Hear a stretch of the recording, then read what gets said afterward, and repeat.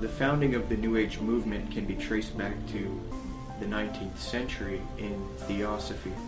This is the group that largely popularized this belief that we are heading out of the age of Pisces and into the astrological age of Aquarius, which to them will be an age of unity of humanity, an age of enlightenment, a spiritual age of consciousness, so to speak.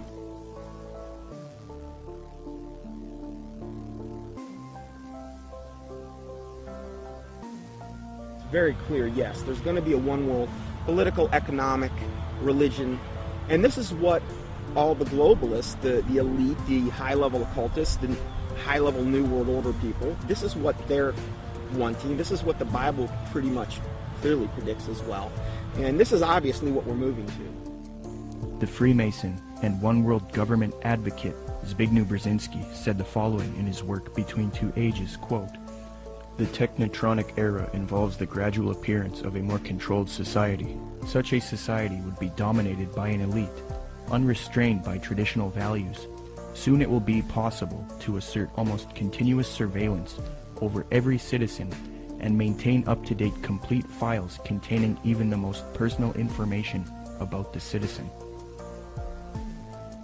This admitted New World Order agenda to create a one-world government that rules over humanity is not only political, it is also spiritual and based on what is known as the New Age.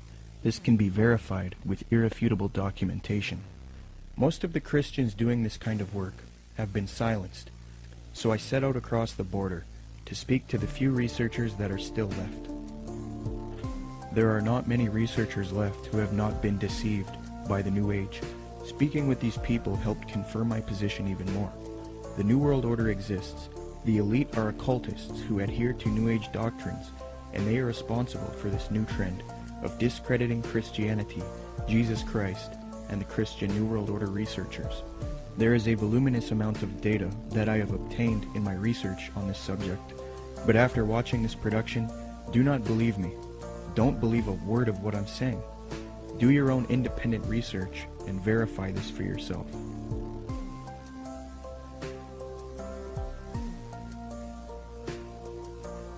The very word secrecy is repugnant in a free and open society. And we are, as a people, inherently and historically opposed to secret societies, to secret oaths, and to secret proceedings. For we are opposed around the world by a monolithic and ruthless conspiracy. Here's the way they look at it. Here's their metaphor. Adam and Eve were held prisoner in the Garden of Eden by an unjust, cruel, and vindictive God.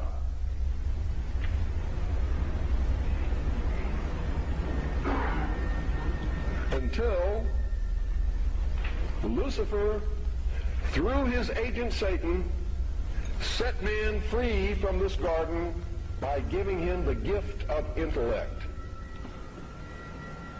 Through the use of intellect, man will conquer the earth, will conquer nature, and will himself become God. It's taught in every Masonic temple in this land. Every secret brotherhood, every secret society, every mystical temple, every occult organization teaches the Luciferian philosophy.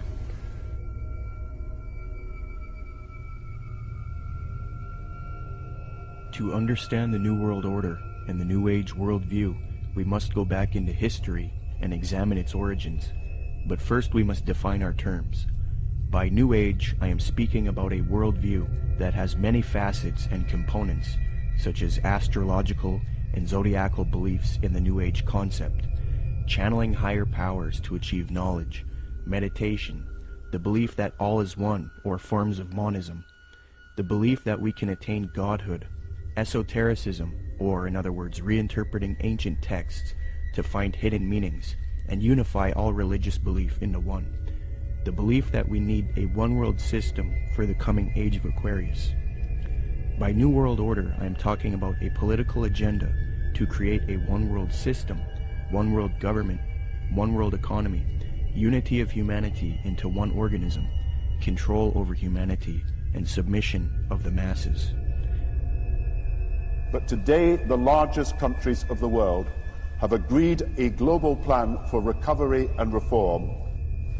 I think a new world order is emerging, and with it the foundations of a new and progressive era of international cooperation. To understand what is going on today with respect to the New World Order and the New Age movement, we must have recourse to the 19th century organization called the Theosophical Society. This organization in particular, among others, is largely responsible for the modern New Age movement and the political doctrine known as the New World Order. The founder of this organization was a woman named Helena Petrovna Blavatsky. Born August 12, 1831, Helena Blavatsky was very interested early in her life in the supernatural and the mythological. From 1848 to 1858, Blavatsky would travel the world to ascertain an understanding of the religious traditions of the world. She claimed to have traveled to South America, Egypt, Canada, France, Greece, Mexico, Tibet, India, Germany, and England during this time. It is said that during this travel she learned many mysteries, secrets, and occult knowledge from every walk of life.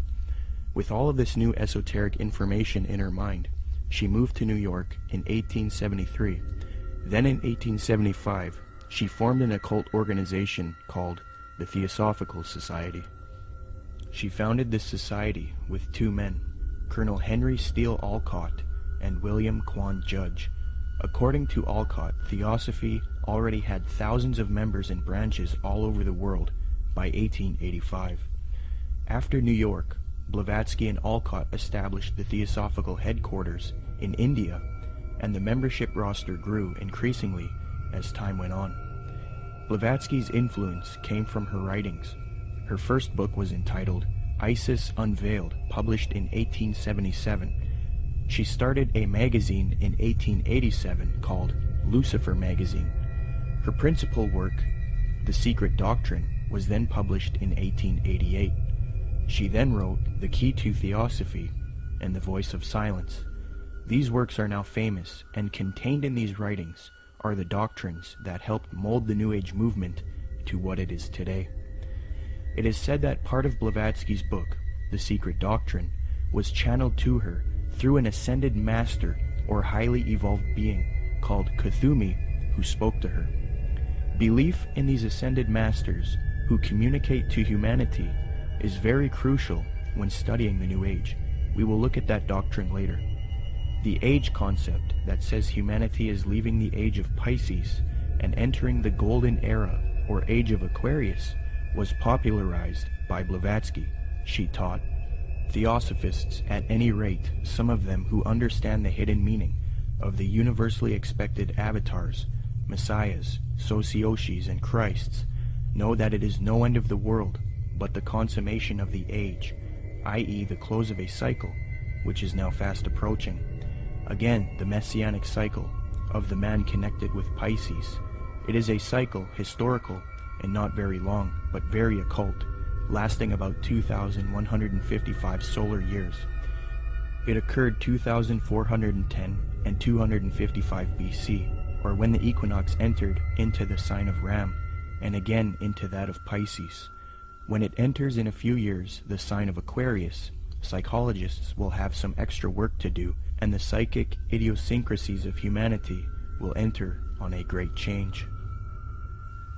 These Theosophists teach that Jesus was simply a representation of the age of Pisces, and that he was an initiate into the mystery schools, or cults of spiritual teachers and masters. They teach people that the new age of Aquarius is going to be that of a utopia, where the world unites into a one-world system, the exiting out of Jesus' age, and the entering into a new world teacher's age. They say each age is accompanied by a great world teacher, be it Buddha, Jesus, etc. So for the advent of the age of Aquarius, they claim a new world teacher will guide humanity into it. Blavatsky was reluctant to fuse these theosophic beliefs with politics, however. Nonetheless, she still advocated monism and a one-world brotherhood, or uniting, of mankind. In Blavatsky's book, The Key to Theosophy, she lists three main goals of theosophy: universal brotherhood of humanity without distinction of race, color, or creed; to promote the study of the world's religions and to investigate the hidden mysteries of nature.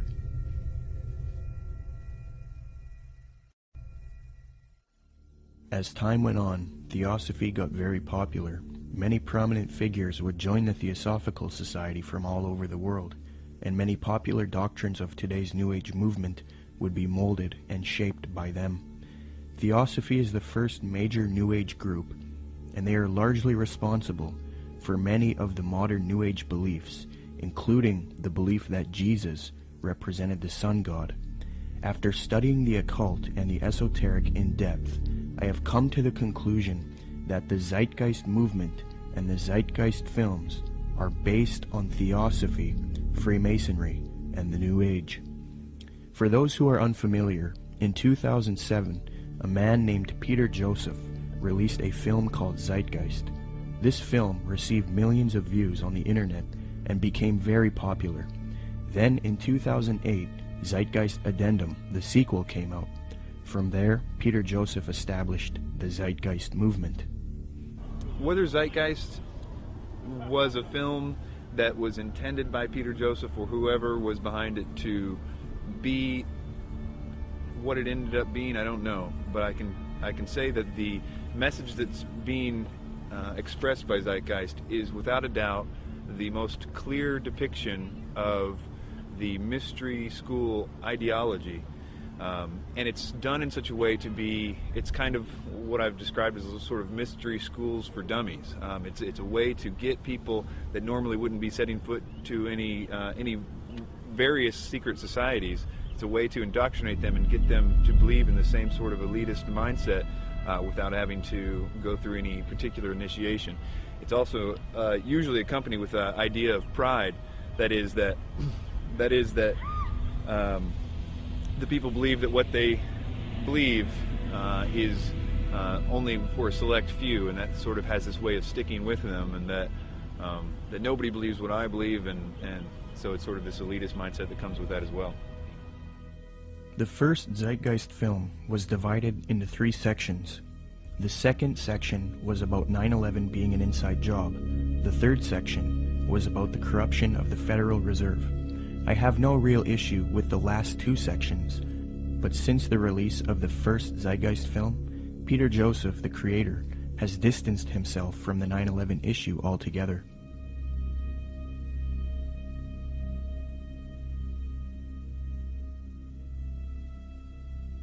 This makes me wonder if the only reason he spoke about 9/11 in the first film was to get the 9/11 truth movement on board with his agenda. The first section of the film is what I have an issue with. Contained in this section is the modern belief system of the New Age movement, the Theosophical Society, and Freemasonry. With the Zeitgeist, it's, Satan's good at what he does, bottom line. And the first one, what they do is they come right out, and in the first segment, I think the first 38 minutes, they just go after Jesus Christ, his deity. Basically, what they try to do is convince everyone that Jesus Christ is just a knockoff of Horus and a lot of the other pagan deities, and they try to draw all these parallels and similarities. These parallels and similarities have all been debunked by Bible scholars and things. In fact, I think there's even a couple challenges up on the internet, the Zeitgeist Challenge, where they offer money if they can actually. So they've been debunked. I've done, oh my word, I don't know how many teachings debunking both movies. But if somebody were to see that for the first time and not know any different, oh, hey, it sounds convincing, sounds, this or that. And so what they've got to do is discredit the Word of God, the deity of Jesus Christ. As Theosophy grew, it produced influential figures such as Annie Wood Besant, born October 1st, 1847. She was a Marxist and a socialist. Besant was so inclined towards socialism that she defended it in public debates. One such debate was conducted between her and a man by the name of G.W. Foote, a secularist who supported republicanism. The debate was held at the Hall of Science on February 2nd, 9th, 16th, and 23rd, 1887, a 4-night debate series. The title of the debate was, "Is Socialism Sound?" Angelique Richardson and Chris Willis from the University of London Institute for English Studies, when commenting on Besant's worldview, note, quote, "The socialist feminist Annie Besant joined the Marxist-based Social Democrat Federation, SDF, in the 1880s. Annie Besant met the founder of Theosophy, Helena Blavatsky, in 1890, and she quickly read Blavatsky's material.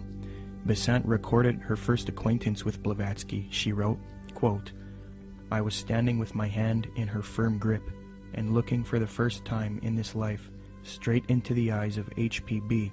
We rose to go, and for a moment veil lifted, and two brilliant, piercing eyes met mine, and with a yearning throb in the voice, 'Oh, my dear Mrs. Besant, if you would only come with us,' I said a commonplace, polite goodbye, and turned away with some inanely courteous and evasive remark.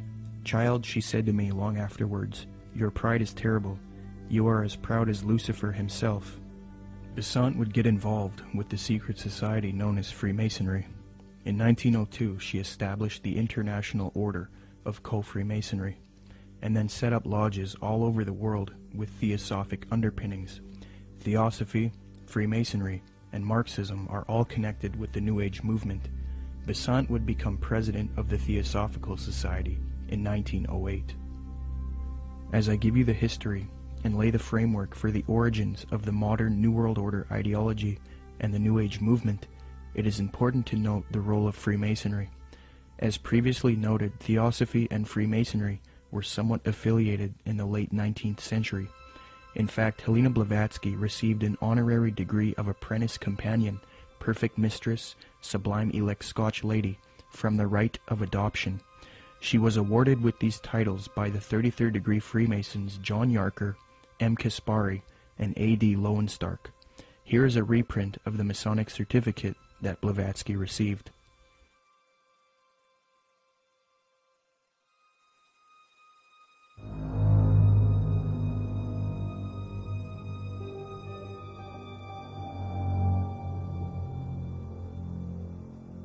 There are many different views on the origins of Freemasonry.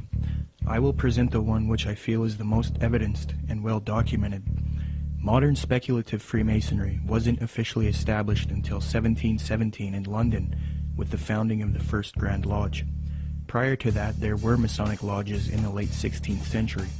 You first have operative Masonry involving those who would work with stone and who were part of a stone guild that built cathedrals and buildings in the Middle Ages. Around the 17th century, these operative Masons started accepting people into their craft who were not simply stoneworkers. Soon Masonry was not simply limited to stoneworkers. They then later developed into modern speculative Freemasonry of today, which involves secret handshakes, codes, symbolism, mythology, and legendary. The earliest documentation of the word Freemason is in the calendar of the coroner's rolls of the City of London. This is dated 1378 AD, edited by Reginald Sharp and published in 1913. Commenting on the origins of Freemasonry, Harry Carr remarks, quote, "It developed in Britain out of the building trades and fraternities, whose history goes back some 600 years in England. I do insist, however, that our present-day speculative Freemasonry is directly descended from the operative Masonry, whose beginnings we can trace back to the earliest record of organization among Masons in 1356. As far back as 1917, as modern Masonry was already 200 years old, people were recognizing the connection Freemasonry and Theosophy had. In the 1917 work Heresies Exposed, W. Host remarks, quote, "Freemasonry viewed doctrinally is Theosophy." With respect to the previously mentioned Zeitgeist films and the Zeitgeist movement, I will demonstrate that after a thorough study into these teachings of Theosophy and Freemasonry, it becomes quite clear that this film and movement, which has captivated so many truth seekers, is nothing more than the externalization of Theosophy, Freemasonry, and the New Age to the public. This is important because if it turns out that Zeitgeist is leading people into Theosophical and Freemasonic ideologies, it means that rather than standing against the New World Order One World Government agenda, like the anti-New World Order movement is supposed to be doing, truth seekers are actually associating themselves with ideologies and organizations that are connected to the New World Order, which I will also demonstrate. I will now qualify this hypothesis since I have laid the foundation for Theosophy and Freemasonry. Theosophists and Freemasons, as part of their esoteric doctrine, taught that Jesus was the sun god, the S-U-N, in the sky, and that he was based on the age of Pisces within the zodiac.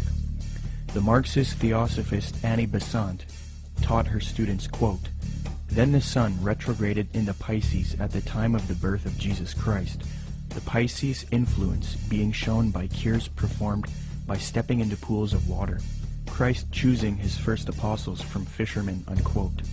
Similarly, the founder of Theosophy, Helena Blavatsky, taught, quote, "Ichthus, a fish. Some of his early disciples were fishermen. Pisces, a conventional shape for the fish," unquote. The notorious Freemason Manly Palmer Hall taught, quote, "During the age of Pisces, the fish was the symbol of divinity, and the sun god fed the multitude with 2 small fishes."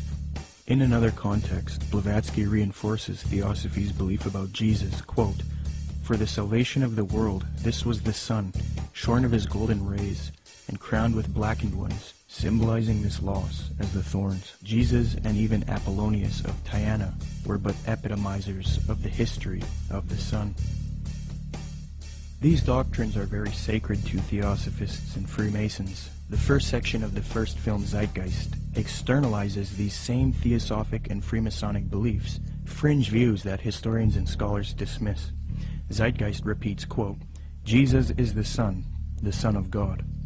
Now Jesus is the figure who ushers in the age following Aries, the age of Pisces," unquote.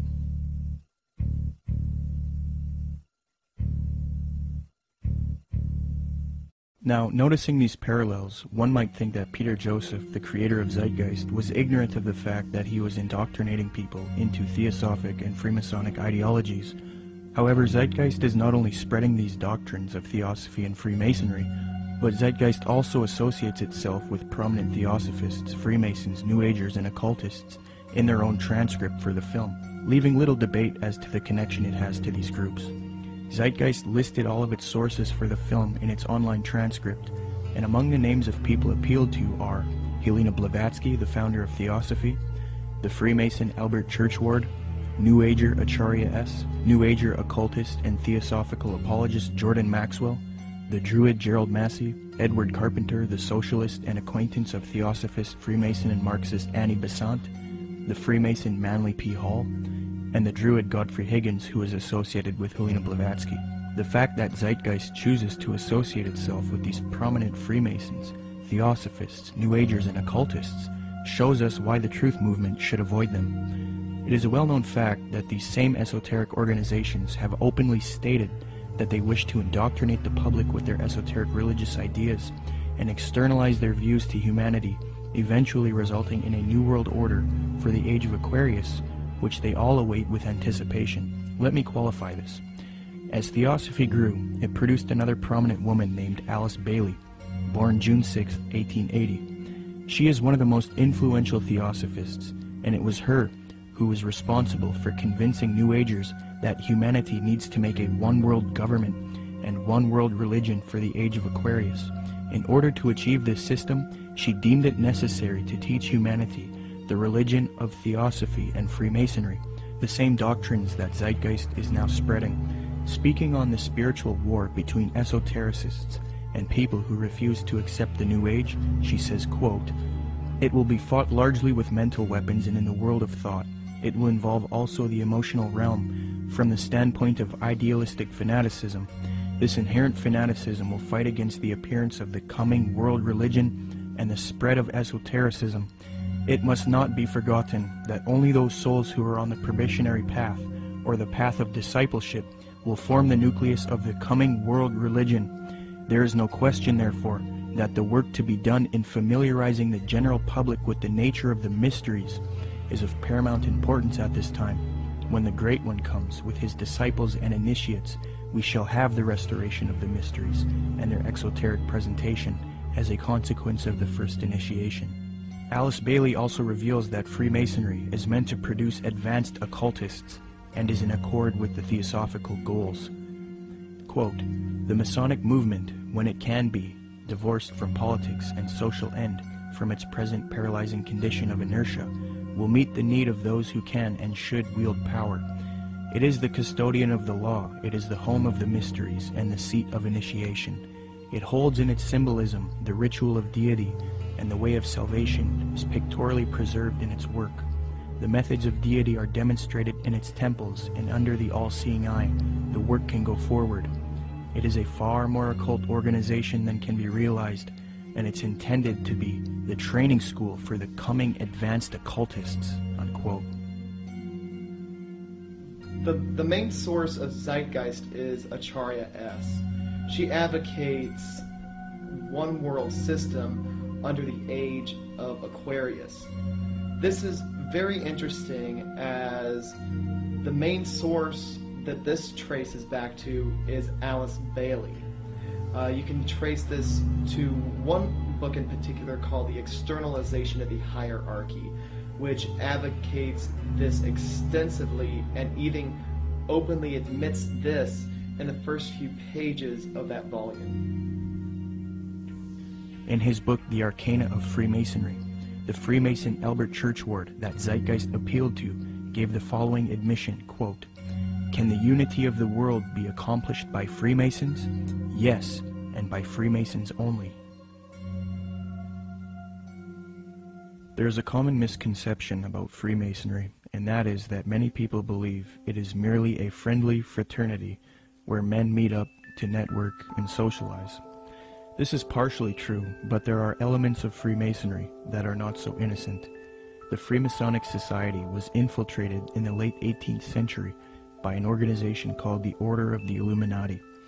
There's a lot of fictional, embellished information about the Illuminati, but if you sift through all of the data, there are some very important key facts. All historians will grant that the Illuminati certainly existed in Bavaria, Germany, and that it was founded in 1776 by a man named Adam Weishaupt. This organization was a type of revolutionary organization that sought political and societal reform. The order grew and became very popular. It was then outlawed by the patriotic ruler of Bavaria, Duke Karl Theodor.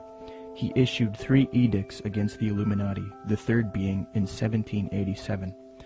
Illuminati writings were discovered after raids of castles and arrests of members.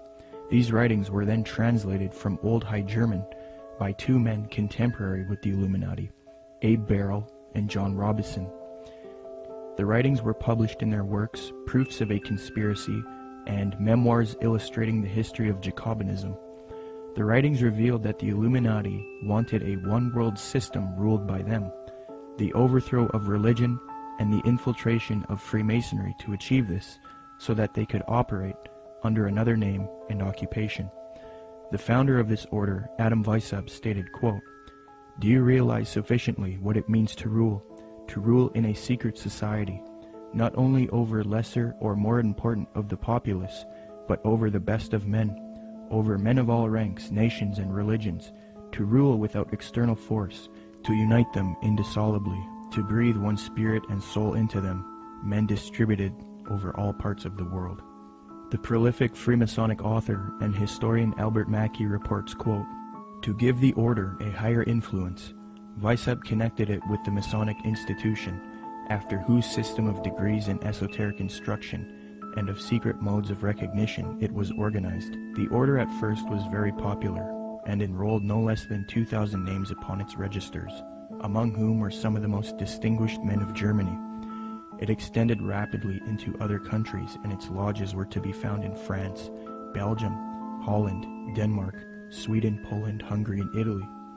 The original design of Illuminism was undoubtedly the elevation of the human race, but it cannot be denied that in the process of time, abuses had crept into the institution, and that by the influence of unworthy men, the system became corrupted. So fused with Freemasonry in the 18th century was the doctrine of elitism and globalization, the overthrow of religion, namely Christianity. The question is, did the Illuminati cease to exist after it was outlawed in Bavaria, or did it live on? According to historians like Mackey and others, the Illuminati infiltrated Masonic lodges all over Europe before it was persecuted by the Bavarian government. So with that in mind, How could the Bavarian government stop this order if it was already all over Europe? The answer is they couldn't have. The Illuminati was too big, and thus it continued under Freemasonry. The French historian Henry Martin reports, quote, Vicept proposed as the end of Illuminism the abolition of property, social authority, nationality, and the return of the human race to the happy state in which it formed only a single family, without artificial needs, without useless sciences, every father being priest and magistrate. President George Washington himself was convinced that the Illuminati existed after 1785, when it was outlawed in Bavaria. He corresponded with the Reverend named G.W. Snyder, voicing his concerns about the Illuminati. This was written 13 years after the Illuminati was outlawed in Bavaria. George Washington states, quote, I have heard much of the nefarious and dangerous plans and doctrines of the Illuminati. It was not my intention to doubt that the doctrines of the Illuminati and the principles of Jacobinism had not spread in the United States. On the contrary, no one is more truly satisfied of this fact than I am. The idea that I meant to convey was that I did not believe that the lodges of Freemasons in this country had, as societies, endeavored to propagate the diabolical tenets of the first or the pernicious principles of the latter, if they are susceptible of separation, that individuals of them may have done it, or that the founder or instrument employed to found the democratic societies in the United States may have had these objects and actually had the separation of people from their government in view, is too evident to be questioned. From President Washington, we learned that he believed the Illuminati was nefarious and dangerous. He had little doubt about the Illuminati spreading to America by 1798. He was truly satisfied, or in other words, convinced of this fact. He thought it was too early for whole Masonic lodges to be striving for Illuminati objectives, but he did believe individuals within American lodges were certainly doing so. He believed the founder or instrument used to found the democratic societies in the USA may have had Illuminati objectives in mind, and that they had the separation of the people from their government in view. According to Washington, these things are too evident to be questioned. That same year, the president of Yale University, Timothy Dwight IV, spoke out against the Illuminati. Quote, the great and good ends proposed by the Illuminati as the ultimate objects of their union are the overthrow of religion, government, and human society, civil and domestic. Joseph Willard, the president of Harvard University, said in a speech in New Hampshire, quote, there is sufficient evidence that a number of societies of the Illuminati have been established in this land of gospel light and civil liberty, which were first organized from the Grand Society in France. They are doubtless secretly striving to undermine all our ancient institutions, civil and sacred. These societies are closely leagued with those of the same order in Europe. They have all the same objects in view. The enemies of all order are seeking our ruin. Should infidelity generally prevail, our independence would fall, of course. Our republican government would be annihilated. Speaking on this new Freemasonry that was infiltrated by Illuminati elitist doctrines, John Quincy Adams, the 6th President of the United States, remarked, quote, I do conscientiously and sincerely believe that the order of Freemasonry, if not the greatest, is one of the greatest moral and political evils. Because this Illuminati doctrine of globalization and societal reform was fused into Freemasonry, later prominent Masons started voicing their anticipation of a new world order, one world system.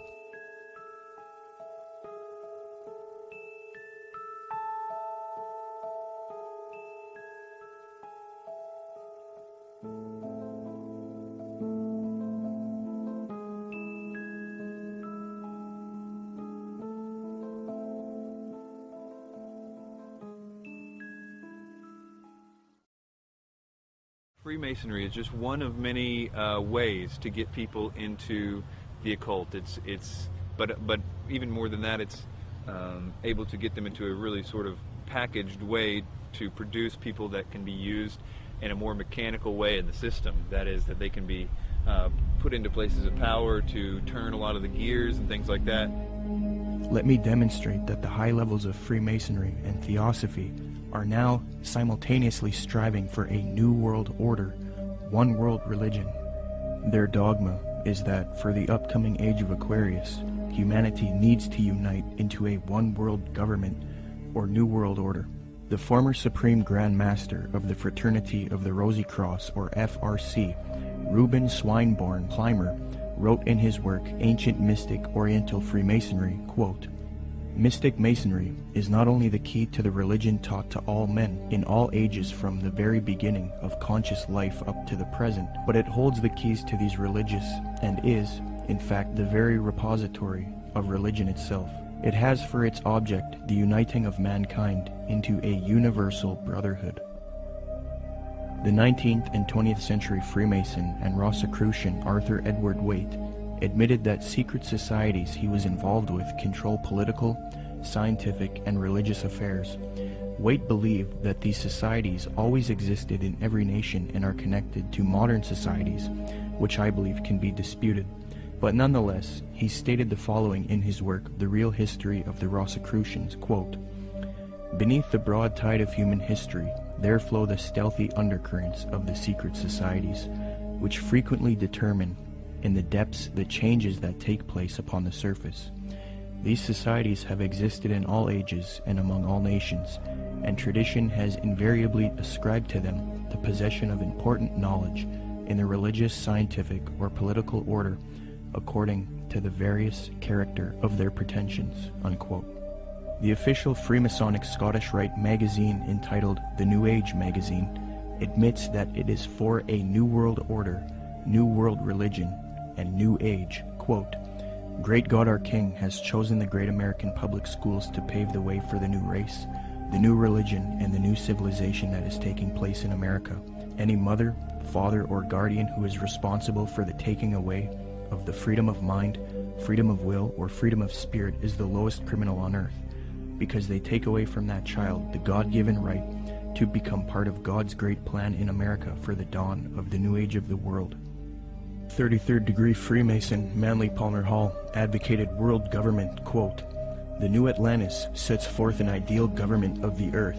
It foretells that day when in the midst of men there shall rise up a vast institution composed of the philosophic elect, an order of illumined men band together for the purpose of investigating the laws of life and the mysteries of the universe.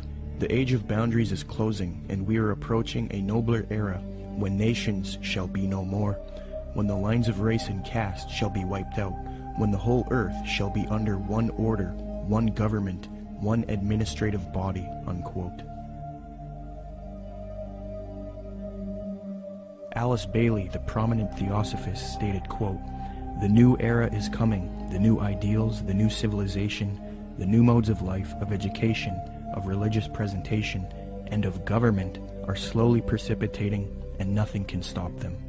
N. Sri Ram, a prominent theosophist and New World Order advocate, stated, quote, "Let us first consider the restoration of the mysteries. It is well known among members of the co-Masonic movement that its work has been faithfully continued up to the present, and that its number of lodges has steadily increased. I imagine that at such an auspicious time, when the inner and outer worlds will have come much nearer together, some of the great leaders of the hierarchy might take part in the outer work of reconstruction, and will then become the recognized leaders of the new world government," unquote.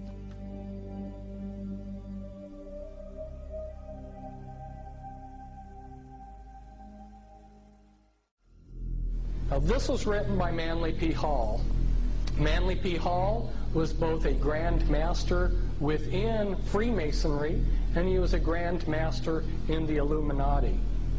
And he says, "All of sincere heart will find consolation in the conviction that powers beyond and above human corruption continue to administer the destiny of the globe. It would be a mistake to confuse the governing bodies with the various sects which pretend to authority but give no indication or proof that they can manage efficiently even their own affairs." Now, Manly P. Hall knows who he's referring to here because he's part of that secret body. But of course, he speaks positively of it. The Zeitgeist films and movement have more ties to Theosophy and Freemasonry. At just 2 minutes into the second Zeitgeist film, Zeitgeist Addendum, a lecture of a man by the name of Jiddu Krishnamurti is played. Jiddu spent much of his childhood in southern India. Jiddu's father was a member of the Theosophical Society in southern India. When Jiddu was a boy, he was discovered by the theosophist C.W. Ledbetter. Ledbetter was a man who was brought up on charges of immoral behavior with young boys, yet he still had a close relationship with the president of Theosophy, Annie Besant. Ledbetter and Besant would adopt Jiddu and take him to England. They raised him and brainwashed him into the theosophic esoteric teachings. They were convinced that he was their return of the Christ and that he would lead humanity into the age of Aquarius as the world teacher for the New Age. Jiddu thought he was the Christ for many years due to being brainwashed, and he would give lectures speaking with authority on esoteric and occult matters. However, Jiddu became reluctant, and after many years decided not to be the Christ of Theosophy. He was a false Christ, and he later departed from Theosophy. He did retain connection with Theosophists, and devoted the later part of his life to giving lectures on New Age spirituality. He authored many books on the subject as well. The fact that Zeitgeist would include this man in their film, knowing his deep connection with Theosophy, should demonstrate to everyone the New Age esoteric nature of the Zeitgeist films and movement. One of the main claims of Zeitgeist is that the gospel story of Jesus is derived from the stories of previous pagan gods. They attempt to draw parallels between Jesus and these other gods to try to show that the story of Jesus is just a copycat story. Subsequently, these claims have all been debunked by scholars and historians. Zeitgeist appealed to Acharya S. for this theory. These claims can be found in her book, The Christ Conspiracy. Interestingly, it was the founder of Theosophy, Helena Blavatsky, and the Marxist theosophist Annie Besant who popularized these types of arguments and inserted them into the New Age movement. The emphasis is removing uniqueness from Jesus Christ and Christianity, because to the New Ager, humanity is leaving Jesus' age of Pisces, which they believe is now evil. According to them, many people are still stuck believing in Christianity, holding the world back from their new spirituality.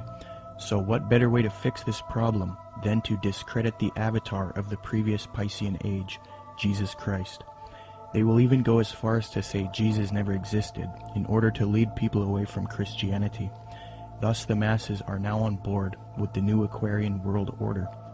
Even modern New Agers around today will utilize this deception. New Age spokesman and disciple of Alice Bailey in Theosophy, Benjamin Creme, states, quote, "The 5 major initiations which take one to liberation have their symbolic enactment in the life of Jesus.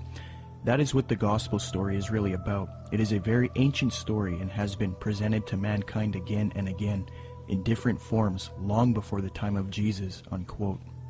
When one compares Acharya S.'s book The Christ Conspiracy to Helena Blavatsky's book Isis Unveiled Volume 2, it becomes quite clear where Acharya got much of her material. For extensive rebuttals to this copycat thesis, see the following books, videos, and articles. The 3 things that Zeitgeist adopts from Theosophy and Freemasonry with respect to theology are 1. The belief that the story of Jesus was copied from other religions. 2. That Jesus is a representation of the sun. And 3. That Jesus ushered in the age of Pisces. It makes sense why Theosophists would spread these views, because they want a world system for the age of Aquarius, and in discrediting Christianity and connecting Jesus to astrology, they can get apostate Christians on board. But why then does Zeitgeist spread this propaganda? Interestingly, the creator of Zeitgeist, Peter Joseph, has wanted a world system or utopia paradise on earth since the release of the first Zeitgeist film. And as far as the spiritual aspect of life, we're all pure spirituality. Of course there's something outside of understanding, because we're just a fragment inside this larger whole. I end Zeitgeist with a very positive note. We're talking about the consciousness, the whole consciousness, because you can scientifically orient yourself and even more importantly, spiritually orient yourself into a collective consciousness to realize that we're all one organism. And the moment people stop dividing themselves up and generating religious division, political division, the moment people stop fighting amongst themselves is the moment paradise will dawn. Similarly, Zeitgeist's main source, Acharya S., has advocated the New Age of Aquarius that the elitist Theosophists and Freemasons await in her 1999 work, The Christ Conspiracy, quote, "But the future is now, and the maneuvers are being unveiled. As far as Christianity's role in this new age, Carpenter states, quote, "Christianity, therefore, as I say, must either now come frankly forward and acknowledge its parentage from the great order of the past, seek to rehabilitate that, and carry mankind one step forward in the path of evolution, or else it must perish. There is no alternative." Despite the vilification of the so-called New Age movement, the fact is that we are entering into a new age. The age referred to in the gospel tale is that of Pisces, and through contrivance and duplicity, coercion and slaughter, the fish god Jesus, the Piscean solar avatar, has indeed been with us, but now it is the close of the age, and his time is over. As Hancock says, we live today in an astrological no man's land, at the end of the age of Pisces, on the threshold of the new age of Aquarius. Traditionally, these times of transition between one age and the next have been regarded as ill-omened. Ill-omened verily, as the ongoing destruction of the earth and the endless warfare over ideology will indeed produce the Armageddon so long awaited and planned by those who cannot live for today but must look towards an afterlife. By realizing the cultural unity revealed behind the Christ conspiracy, however, humanity can pull together and prevent this fall to create a better world. 75 years before Zeitgeist's main source Acharya S. penned that admission, the former president of Theosophy, Annie Besant, wrote something almost exactly the same, quote, "The equinox will reach the sign of Aquarius, coinciding the great cycle of influence. We can indeed hope to put a complete end to all the influence of the past cycle, with its tyranny, slavery, war, and cruelty. This is one of the great transitional epochs, and the karma before humanity as a whole, and to every group in particular, is to reform itself from slavery, female subjection, war, and cruelty, and establish a civilization based on humanness and interest in spiritual matters." New Age author Gail Fairfield explains what is expected for the supposed upcoming age of Aquarius. She states, quote, "The sign of Aquarius is the sign of focused concepts. It concentrates intently on developing its ideas and then applies them to the betterment of humankind. It has talent for rapidly correlating all the information available into a political, ethical, spiritual, technological system. Aquarius creates optimal features for individuals and for humanity because it needs alternatives, possibilities, and something to move towards. Overall, Aquarius is a reformer and visionary working to create its utopia." Unquote. Isn't it interesting that right after Zeitgeist promoted the Aquarian New Age concepts in the first Zeitgeist film, the second film, Zeitgeist Addendum, then goes on to convince its followers to strive for a similar Aquarian one-world system, New World Order, called the Venus Project. Indeed, the solution offered by the film Zeitgeist Addendum is that humanity needs to unite into the very same thing that Theosophy and Freemasonry wants it to unite into: a one-world universal esoteric brotherhood of humanity, a New World Order.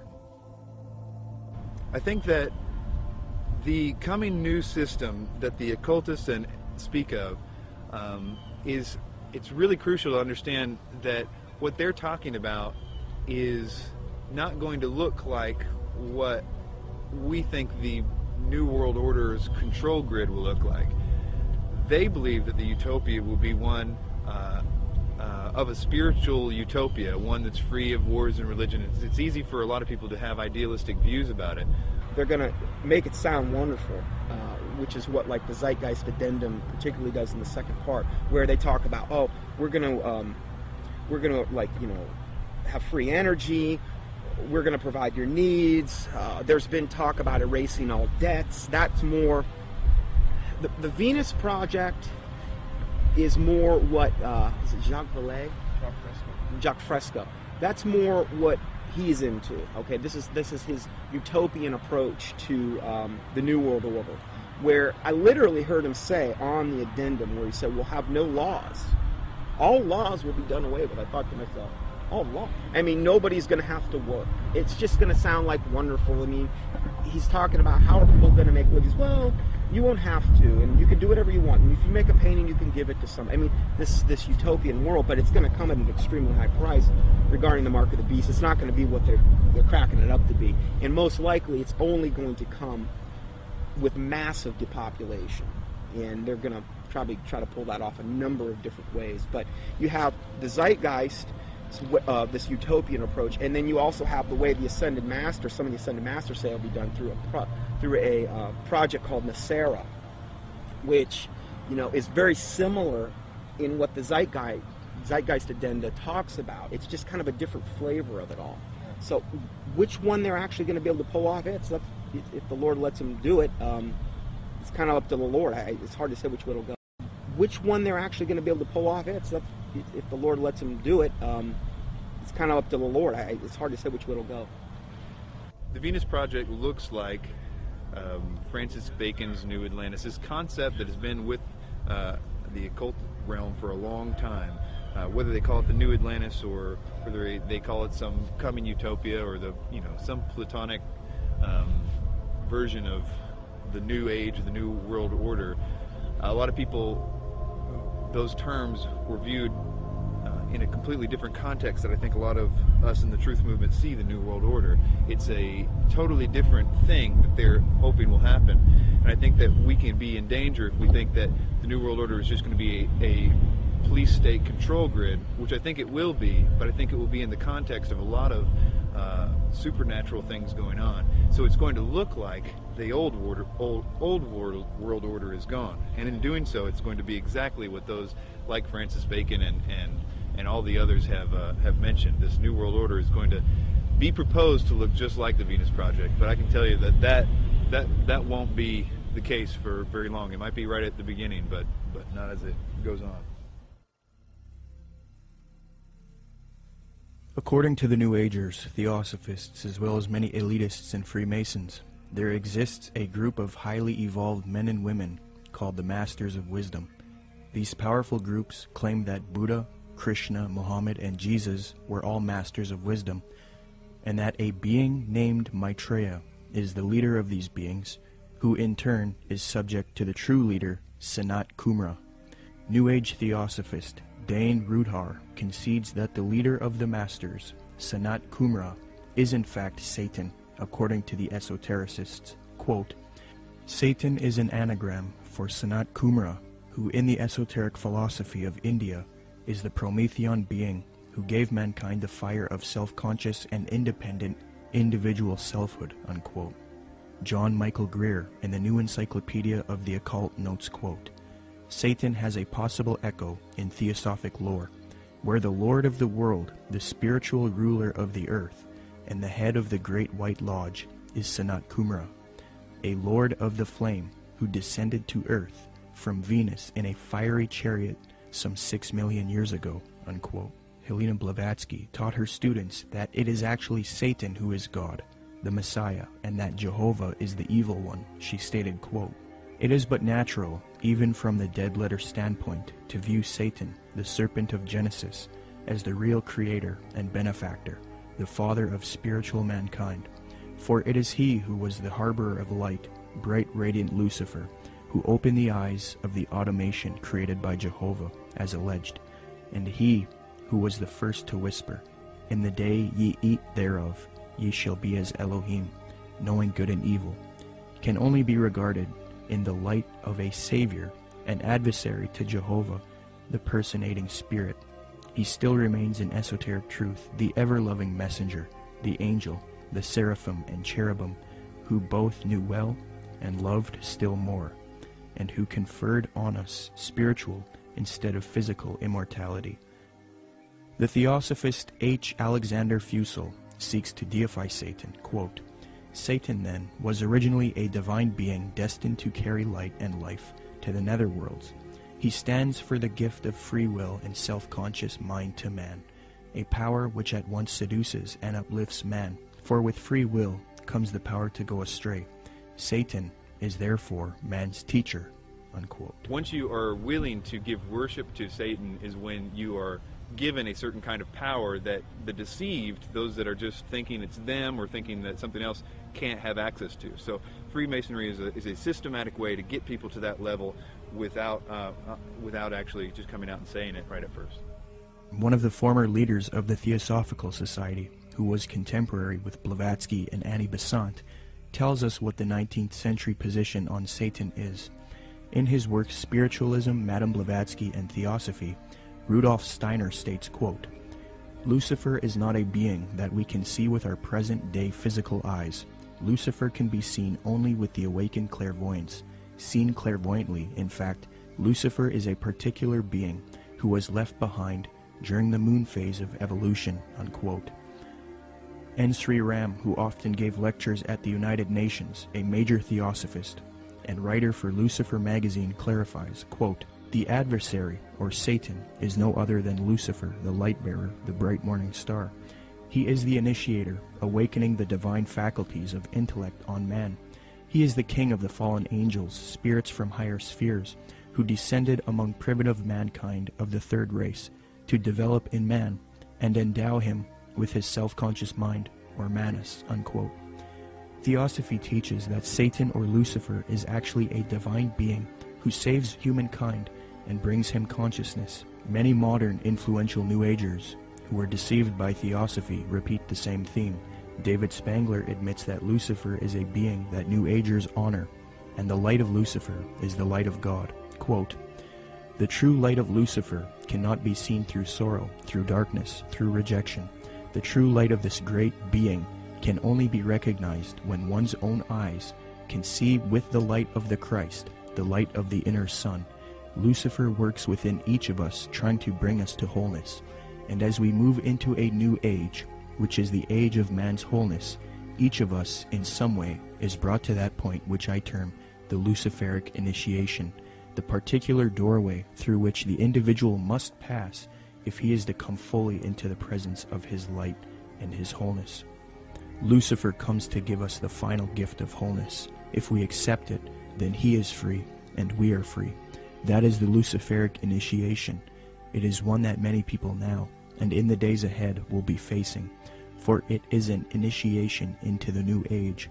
It is an initiation of leaving the past and moving into the new, shedding our guilts and fears, our anxieties, our needs, our temptations, and becoming whole and at peace, because we have recognized our inner light and the light that enfolds us, the light of God," unquote. So indeed, the Luciferian doctrine is fused into the New Age movement due to Theosophy. Along with this doctrine is the belief that because of Satan, man is now thinking he will evolve, conquer the world, conquer nature, and become a god. The Freemason W.L. Wilmhurst bolstered the fact that Freemasonry is aimed at creating God-men. The purpose of initiation is attaining godhood, he states, quote, "The height of the lodge, even as high as the heavens, implies the range of consciousness possible to us. When we have developed our potentialities to the full is infinite. Man who has sprung from the earth and developed through the lower kingdoms of nature to his present rational state has yet to complete his evolution by becoming a godlike being and unifying his consciousness with the omniscient, to promote which is and always has been the sole aim and purpose of all initiation," unquote. Danny and Englewood, you're on the air. Go ahead. Yeah, you're going to take this the wrong way, Peter J., director of Zeitgeist, but what you just said sounds exactly like Satanism. Not saying that you are satanic. I don't believe in Satanism. If you want to use that word, you know what Satanism is? That's you know your what own idea. Satanism is? Atheists. People who do not believe in a God. People who believe that man is a God. That's what that's Satanism correct. is. You are God. Okay, then you are a Satanist. You are God. You are God. You are God.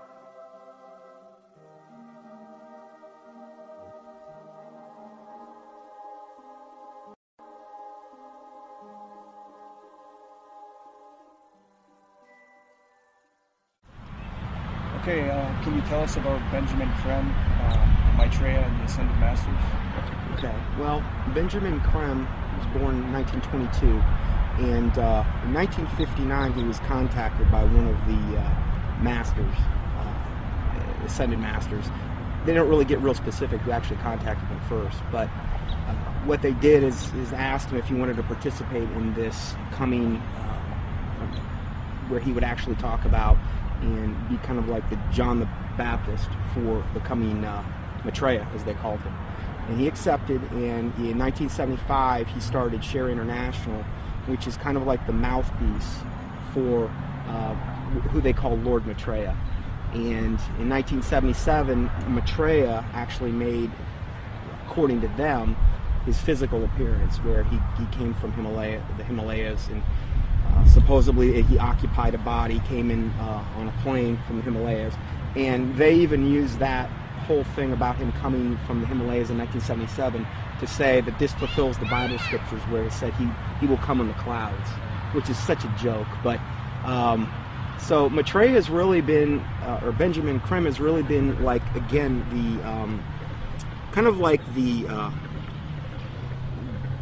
false version of John the Baptist for Maitreya ever since, really. He's went around, lectured. He lectures at different and various occult groups. He lectures at Masonic halls and these types of things, places where he feels comfortable at.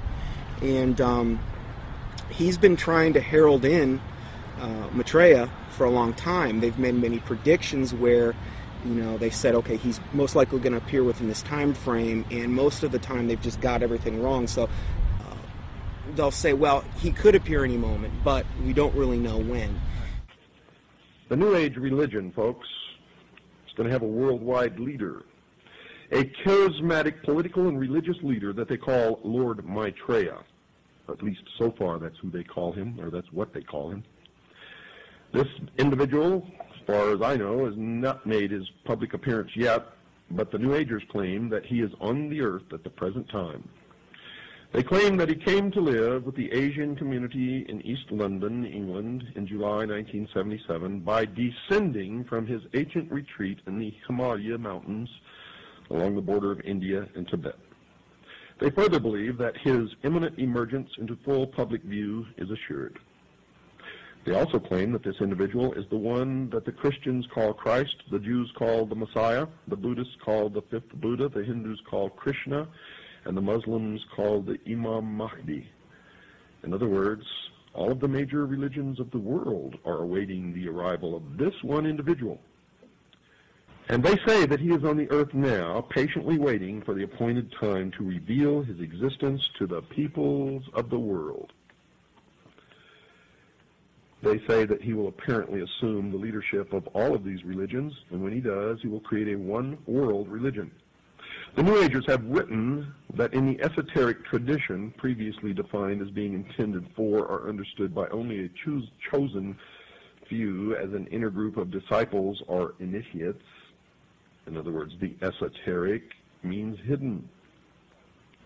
They claim that the word Christ is not the name of an individual, but the name of an office or function within the spiritual hierarchy of masters. They claim that the masters are a group of perfected men who have guided human evolution from behind the scenes for centuries, and they believe that this Lord Maitreya is that Christ. Now, Manly P. Hall has written of this individual by identifying him as, quote, the way, the truth, and the life, which coming to every life redeems all who accept it, unquote. Since Jiddu Krishnamurti, featured in Zeitgeist Addendum, failed as the world teacher responsible for ushering in the Age of Aquarius one-world system, Theosophists, Freemasons, and occultists have been waiting for their world teacher since then. Well, on January 9th, 1959, a student of Alice Bailey and Blavatsky, who was already familiar with the doctrine of the Ascended Masters, Benjamin Creme, would come into contact with powerful forces who would appoint him to introduce Maitreya, the world teacher, to humanity. Creme's first experience is as follows. On January 3rd, 1959, Creme became possessed by an energy, and a message from an outside force said to him, "Go to Blackfriars Bridge, south side, Blackheath side, on January 9th, 9:30 p.m. So on January 9th, 1959, Benjamin Creme followed these instructions and crossed Blackfriars Bridge in London, walking to the south side. There was no one about. It was deserted. There was a car waiting at the far end of the bridge. He walked beside the car and looked inside of it. There were some people in it who he did not know, but one of them was a man who told him he had been receiving messages from the Ascended Masters. From there, Creme started receiving messages again from this force, who he now believed were these Ascended Masters that Theosophy invented. This entity told Creme to pull out his tape recorder. It began giving Creme long dictations, which he repeated into the tape recorder. The entity said, "Now our master Maitreya himself has something important to tell you." Krem then claimed to be overshadowed by Maitreya, this leader of the Ascended Masters. In a sense, he was possessed by Maitreya. Krem claims that the experience was that of total identification with everything and everybody in the world, a kind of universal experience such as he had never felt. He was filled with a foreign tremendous energy. Krem claimed to have seen a vision of himself in the future, as well as Maitreya, the world teacher, who ushers in the age of Aquarius, one world system. Later he was instructed that he would help introduce Maitreya to the world. Since then, Krem started an organization called Share International. They have a website as well. It is aimed at promoting Maitreya and the teachings of Theosophy and the New Age. Krem admitted that he was influenced by Helena Blavatsky and Alice Bailey. Quote, "To many today, this awareness includes the recognition of higher states of consciousness attained by those who make up the emerging spiritual kingdom, the masters and initiates of the world. Their existence was first revealed in modern time by H.P. Blavatsky, co-founder of the Theosophical Society, as long ago as 1875. A more detailed communication about the masters and their work was given by Alice A. Bailey between 1919 and 1949. In her book The Externalization of the Hierarchy, she revealed the existence of a planned return to physical plane work and activity by this group of enlightened men, which return, I submit, has already begun." I think that what Blavatsky wrote down, even by her own admission, was not written by a ascended master, and I don't think that ascended masters exist. She was being deceived. Regardless of what we think, we have to at least believe her and the others involved in the high levels of the Theosophic movement, that what they got, the core levels, their secret doctrine, was given to them by off-world entities. The research becomes, who are these off-world entities?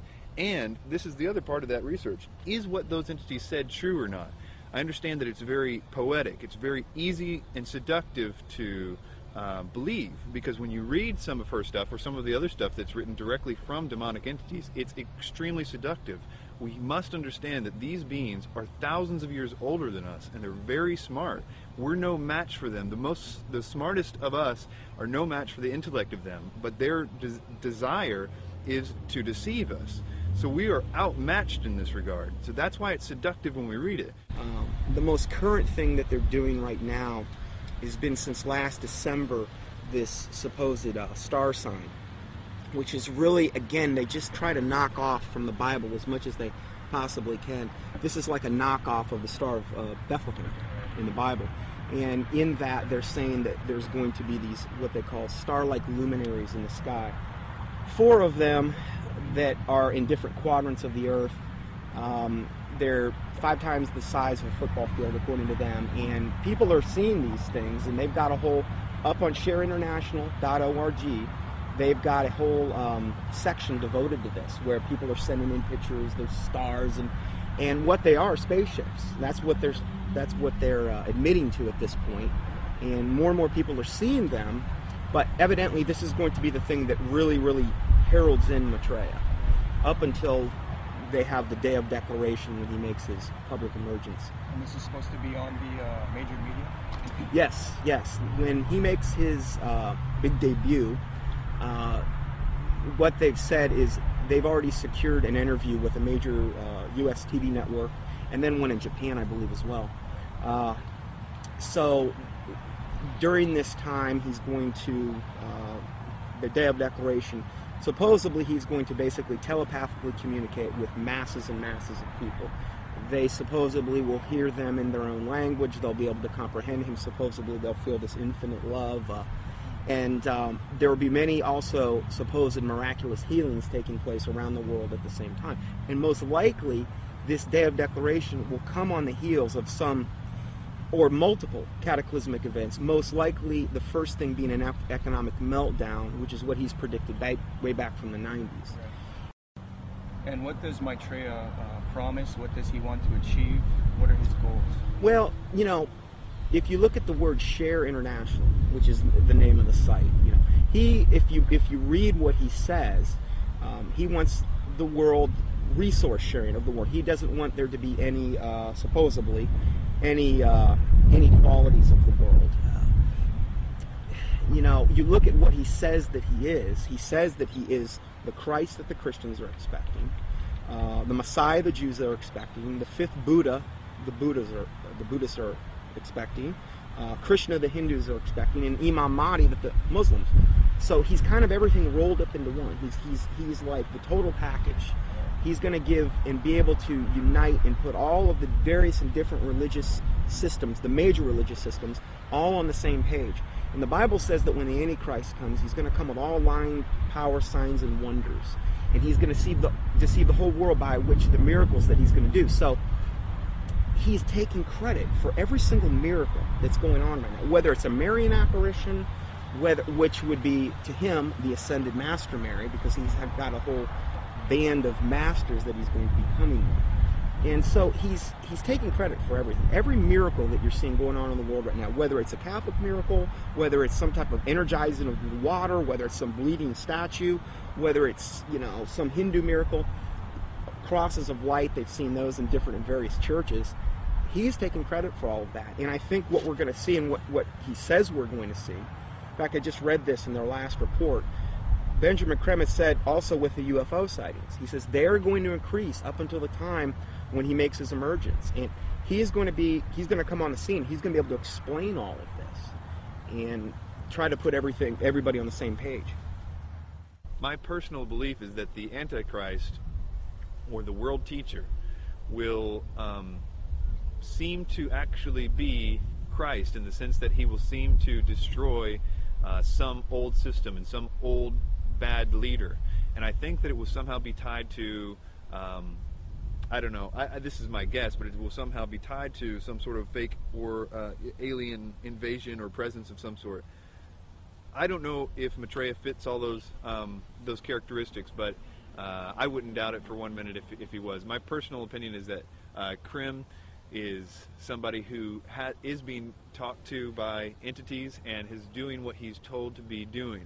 But you have to understand, a lot of times with people that are channeling entities like that, they oftentimes do and say things that don't come true, because the demons themselves don't know when. They're still on a timeline that they can't tell when something's going to happen. So they're always keeping something ready to happen in case when they finally can. So in the case of that, like if you look at the Blossom Goodchild thing and these ideas that were consistently put out by channel entities and things, it never came to pass because they don't have control over the timeline. They just have to always be ready. According to Share International and the Swahili edition of the Kenya Times, Maitreya made an appearance June 11, 1988, to a local congregation in Nairobi, Kenya. The editor of the Swahili edition of the Kenya Times, a veteran journalist named Job Matungi, witnessed the event and took some pictures. A summary of his article as it appeared in his newspaper is as follows, quote, "The tall figure of a barefooted, white-robed and bearded man appeared from nowhere and stood in the middle of the crowd. He was walking slowly towards the new church building, away from the tent. Mary walked with him side by side. I stared at the stranger without blinking, wafted on top of his turbaned head, his feet, and his entire body. In clear Swahili, which had no traces of accent, the strange man announced that the people of Kenya were blessed, especially those who had gathered at the venue that afternoon. We are nearing the time of the reign of heaven, but before that I shall come back and bring a bucket full of blessings for all of you," the man said. A bucket full of blessings is a reference to the astrological symbol for the age of Aquarius. Aquarius is depicted as a man carrying a pitcher of water in the zodiac. But continuing with the article, quote, "It took the crowd nearly 20 minutes to recover after the man left the meeting in a car belonging to a Mr. Gurnam Singh, who offered to give him a lift. But it will probably take Mr. Singh his lifetime to recover from the shock he got 2 minutes later. On reaching the bus terminus, the man informed Mr. Singh to stop the car. On getting out, he walked a few paces beside the road and simply vanished into thin air." New Age expert and attorney Constance Cumby, author of The Hidden Dangers of the Rainbow, had stumbled onto this Maitreya figure in her research in the 80s. Her book, published in 1983, was the first book to give a full expose on Maitreya and Benjamin Creme. On page 21, she notes a Denver Post interview conducted by Jack Kissling speaking to Benjamin Creme, quote, "Won't the advent of a single world religion annoy the hierarchies of all the current Orthodox religions?" I asked. "More than that," he said with a smile. "They will be shocked. I dare say they will be among the last to accept the Christ." But according to Kissling, Creme said confidently, "It will come because it must. We will begin to live," he said, "as potential gods," unquote. Constance Cumby also notes that Creme is a Luciferian by citing a WLAC radio interview, quote, "In a November 9, 1982 radio interview over WLAC, Nashville, Benjamin Creme told the entire Bible Belt that Lucifer came to planet Earth from planet Venus 18.5 million years ago and made the supreme sacrifice for us," unquote. Constance Cumby had direct contact with Benjamin Creme face-to-face in Detroit, Michigan. I had the opportunity to meet this brave woman, and she showed me the place in which she had attended a lecture by Benjamin Creme.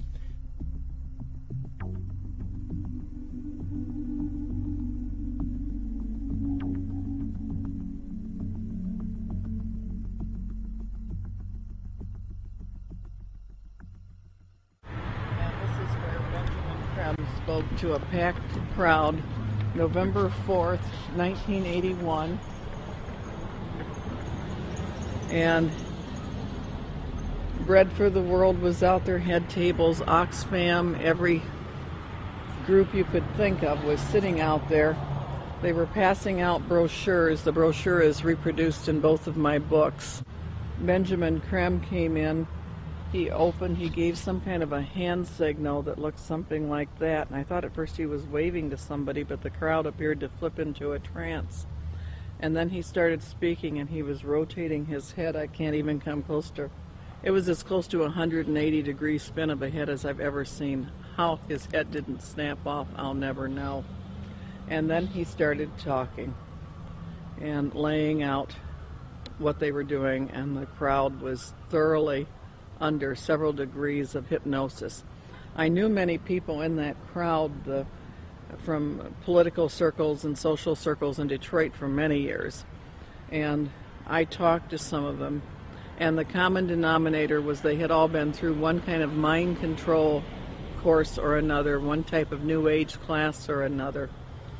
I talked to a fellow behind me, Al Banks, and I said, he was a film producer doing much of what you're doing now. And I said, "Al, I know what I'm doing here tonight. What are you doing here?" And he said, "Because, Connie," he said, "I'm taking a course in miracles at Unity." He said, "I've joined Unity. We're all required to take a spiritual growth class. I've taken a course in miracles. It was a class requirement that we be here tonight." And then he said, "You know, Connie, I would have thought a progressive person like you would have joined Unity a long time ago." Well, then I started explaining to him exactly why I haven't. And he snapped, the glaze snapped off his eyes for a little bit. He thanked me for telling him. And then Creme came in and started doing his thing.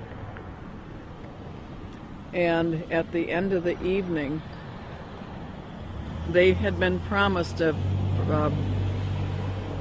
appearance by Maitreya, the Christ, channeled through Benjamin Creme himself, that Maitreya would speak through Benjamin Creme. And Benjamin Creme asked everybody to join in the recitation of the Great Invocation. I told the woman standing next to me, "I will not say the Great Invocation with you. I will say my own prayer." And she was a nice little prim, proper-looking black lady. Could have been active in any Black Baptist church in Detroit from her appearance. And she said, "No, that's all right, honey. We all have our own paths to God." And I said, "The reason I will not say the Great Invocation with you, the scriptures clearly said that the Antichrist would come denying that Jesus was the Christ." I said, "Benjamin Creme has denied it all evening and said Jesus was not the Christ and this Maitreya was." And the woman said what Benjamin Creme had said. She said, "There's been many Christs."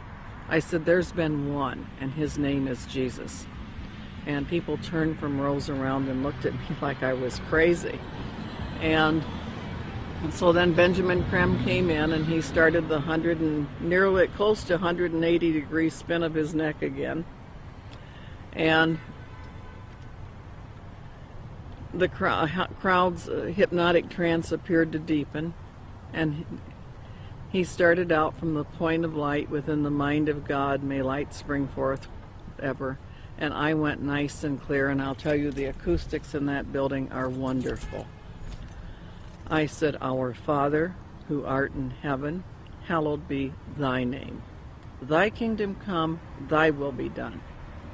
And I did that each and every stanza. And they got down to the last part, said, May light and love and power fulfill thee plan on earth, and may it seal the door where evil dwells.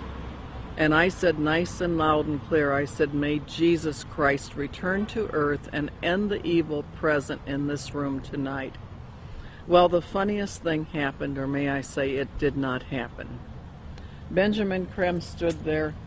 He waited, and he waited. He clearly was watching for something to come over him. And it didn't happen. And he finally said to the crowd, he said, That will be all. You are dismissed. And, of course, everybody was extremely disappointed.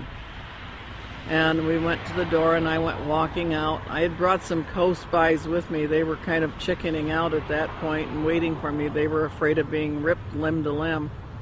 And I stood down there, and a number of those people knew me, and they were just furious with me. And I stood there calm, cool, and collected, and I said, well, I said, if you're Maitreya the Christ, Betreya the Christ, or whatever his name's supposed to be, for everything he's cracked up to be, one lousy Christian in there saying the Lord's Prayer shouldn't have stopped him.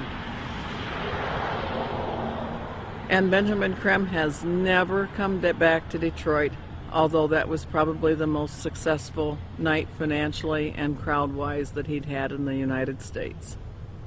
The following is a video taken in Iraq at a Shia Muslim festival. Share International and Benjamin Krem have put out that this is indeed an appearance of Maitreya, the supposed world teacher for the age of Aquarius, one world government. Commenting on this video, Share International reports, quote, Imam Mahdi, unexpected appearance, proclaims the title of a video posted on YouTube. A miraculous figure of glowing brilliant white light appeared on a video filmed in Karbala, Iraq, on the night of Ashura, 6 January 2008. This Shia Muslim ceremony commemorates the martyrdom of the grandson of the Prophet, Hussein, whose tomb is in Karbala. Benjamin Krem's master confirms that the light figure is Maitreya, Imam Mahdi to the Muslims, and that his dance-like movements with a sword remind us of his coming with the sword of cleavage. Could this be real, or is it a hoax? Is Maitreya real, or is he a hoax?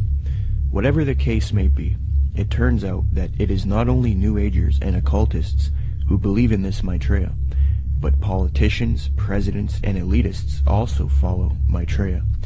Wayne Peterson, a retired American diplomat and admitted supporter of Maitreya with connections to the Pentagon and the United Nations, stated the following about Mikhail Gorbachev and the White House in a Vision magazine interview, June 20th, 2000. Reporter Kendall Klug asks, I believe Mikhail Gorbachev has publicly stated his belief of the existence of Maitreya. Do you know if this is true? Wayne Peterson answers, I have one little story I could tell you about Gorbachev. A friend of mine who has worked with the World Bank went to the Heads of State conference in Europe and gave a speech where he borrowed many of Maitreya's ideas for economic reform out of a book by Benjamin Krem that I had given him. He told me that he had read the book on his flight to Europe and realized that his keynote address to these world officials, especially presidents and prime ministers, it was a very high-level meeting, was going to be very boring, with many having heard similar sentiments over and over. So he thought he would throw in some of Maitreya's ideas into the speech. The country he was in had a reigning monarch who invited him to lunch the next day. When he showed up for lunch, there were 16 to 20 people there, including Mr. Gorbachev. The monarch of this country said to my friend, I suppose you're wondering why we invited you here today. Well, we are all curious about where you got those ideas for your speech, which you presented yesterday. He said that my friend Wayne gave me a book written by Benjamin Creme about Maitreya's mission. Immediately they nodded their heads. We thought so, was the apparent response. That's why we invited you here. We all know of Maitreya, and we're doing what we can for him. But we are not able to say anything publicly because we are world leaders. We each have our own public to deal with. Only one person there stood up and said that they could use his name to legitimize these sightings, and that was Mikhail Gorbachev. He was the only man in the room who would say, "Use my name if you want." The reporter asks, "Do you think President Clinton has had an experience with Maitreya?" Wayne Peterson: "I don't know if President Clinton has. I believe that former President Bush has. We used to have transmission meditation groups that Maitreya had asked us to do around Washington, D.C. People who were interested in Maitreya and the reappearance story would get together once a week in Georgetown, in the home of President Bush's main counselor at the White House. President Bush came over to this house for dinner one night, and the hostess was in the dining room as President Bush asked her, 'What do you think? I'm running against Clinton in this election. Am I going to win?' She said, 'No, Mr. President, you are not. Maitreya has already said that you are going to lose to Clinton.' Bush never challenged her, but merely said, 'Yeah.' He didn't ask who Maitreya was. He was very quiet, and then said, 'I think I've got to go now.' Benjamin Creme has said many times that he had heard from one of Maitreya's associates that Maitreya had appeared to Bush and that they had a discussion in the White House. So that incident with my meditation group seemed to confirm that Bush did in fact know of Maitreya. I do know people in the White House have been visited by Maitreya many times, and the people I'm talking I've seen on the front page of the Washington Post, standing next to the president." In a December 19, 2008 London Telegraph article, major media organization, Mick Brown praises Maitreya and Benjamin Creme, stating, quote, "This week has come encouraging news for anyone with an interest in signs and wonders, or desperate for a chink of light in the prevailing gloom, which probably means most of us. A savior is at hand."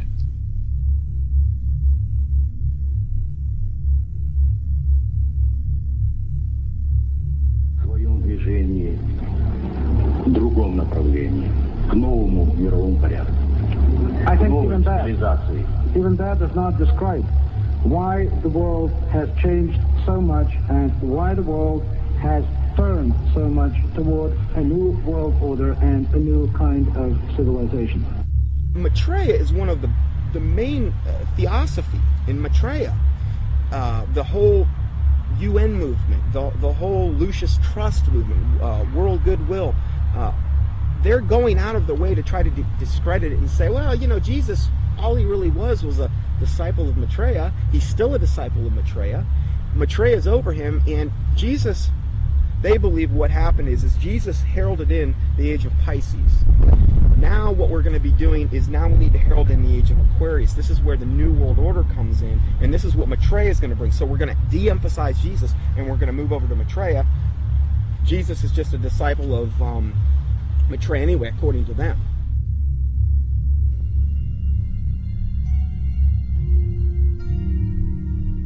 In 1919, the theosophist Alice Bailey was supposedly contacted by one of these ascended masters known as the Tibetan Dijwal Kul.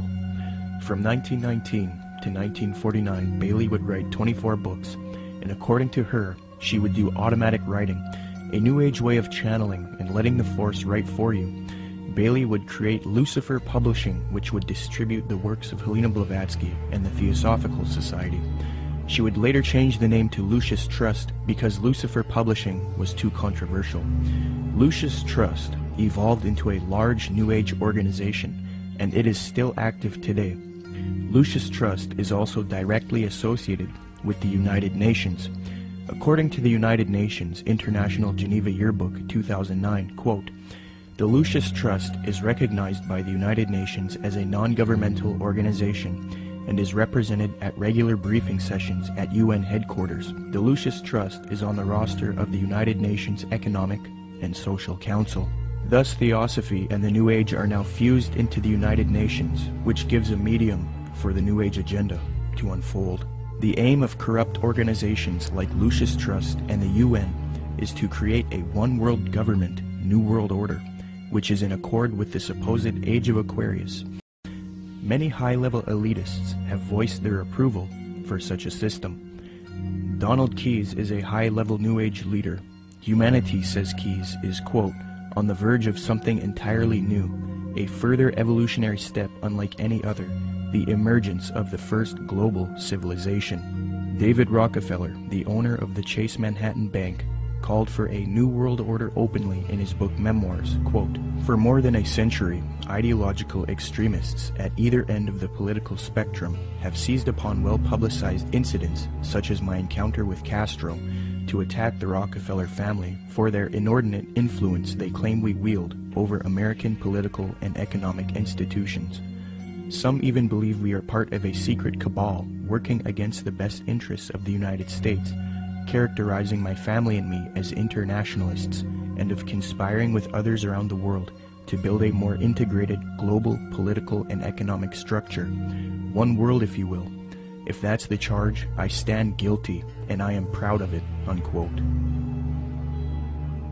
American foreign policy analyst and former Deputy Secretary of State Strobe Talbot advocated globalization and world government in Time magazine, July 20th, 1992 edition. He remarks, quote, here is one optimist's reason for believing unity will prevail over disunity, integration over disintegration. In fact, I'll bet within the next 100 years, I'm giving the world time for setbacks and myself to be out of the betting game, just in case I lose this one. Nationhood as we know it will be obsolete. All states will recognize a single global authority, a phrase briefly fashionable in the mid-20th century, citizen of the world, will have assumed real meaning by the end of the 21st. All countries are basically social arrangements, accommodations to changing circumstances, no matter how permanent and even sacred they may seem at any one time. In fact, they are all artificial and temporary, unquote. Mikhail Gorbachev, previously noted, stated, quote, the threat of environmental crisis will be the international disaster key that will unlock the New World Order, unquote. Gorbachev also remarked, quote, we are moving toward a new world order, the world of communism. We shall never turn off that road, unquote. New Ager and student of Alice Bailey, Robert Mueller, former Secretary General of the United Nations, gave this frightening admission, quote, we must move as quickly as possible to a one-world government, a one-world religion, under a one-world leader, unquote.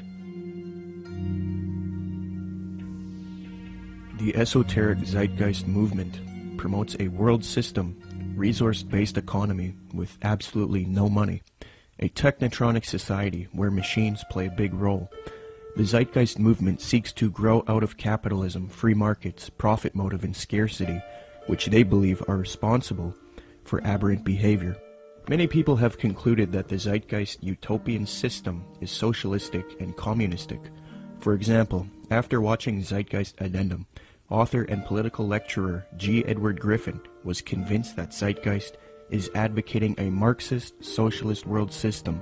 He states, quote, perhaps the biggest insult to our intelligence is the main theme of the program. It is that profits are the root of all our problems today. That being the case, we must change mankind to reject profit, and we must work together on some other basis. It is never quite clear what that basis is, but whatever it is, it will be administered and directed by an elite group, at least in the beginning. I was stunned by the fact that this is pure Marxism. Marx theorized that people had to be re-educated in labor camps if necessary, to cleanse their minds of the profit motive. He and his disciples, such as Lenin and Stalin and Khrushchev, said that eventually the character of man would be purged of greed, and then the state would wither away because it no longer would be needed. Sure, we saw that in the Soviet Union and China, right? Yet this Marxist nonsense is exactly what is offered in this video program. It is communism without using the name. The enemy of mankind is not profit. It is a political system of big government. Yet this program is supportive of some of the most notable big government collectivists on the planet. Marxist-Leninists may be enemies of collectivists in Washington, D.C., but they are collectivists in their own right. The communist model is no better than the Nazi model. Samuel Adams, a patriotic founding father of America, repudiated communist and socialist ideas.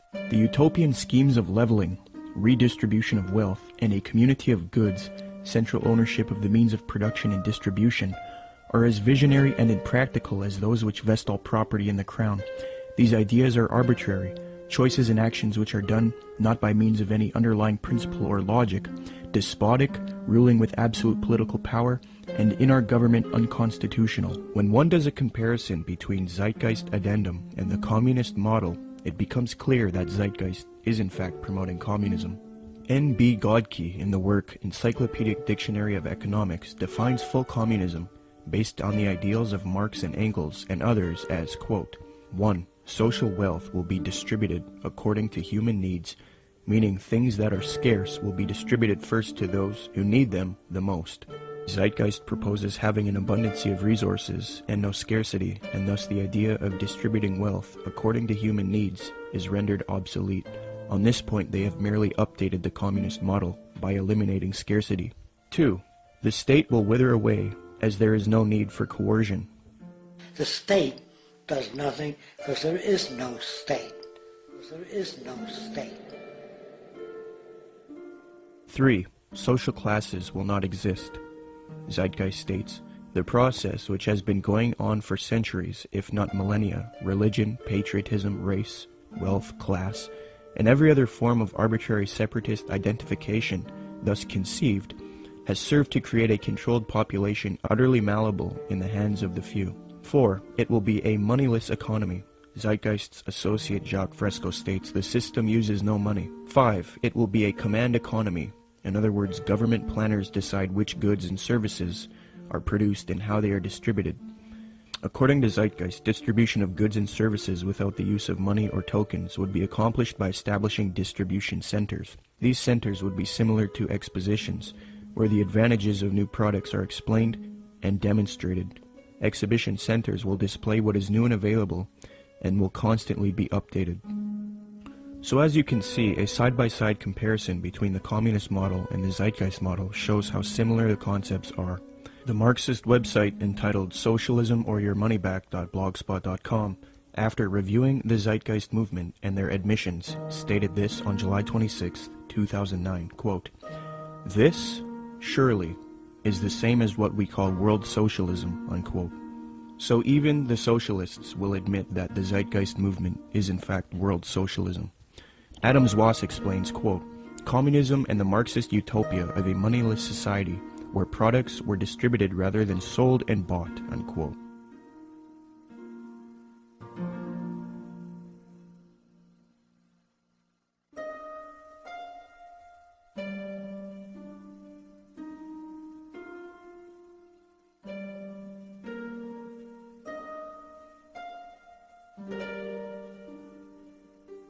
Zeitgeist's main source, Acharya S., promoted the founder of communism, Karl Marx, on her website.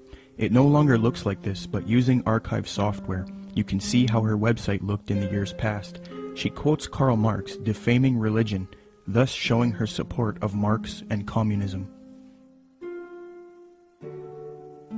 Many people have noticed that the modern New World Order, as advocated by the elite, contains communist ideals within it.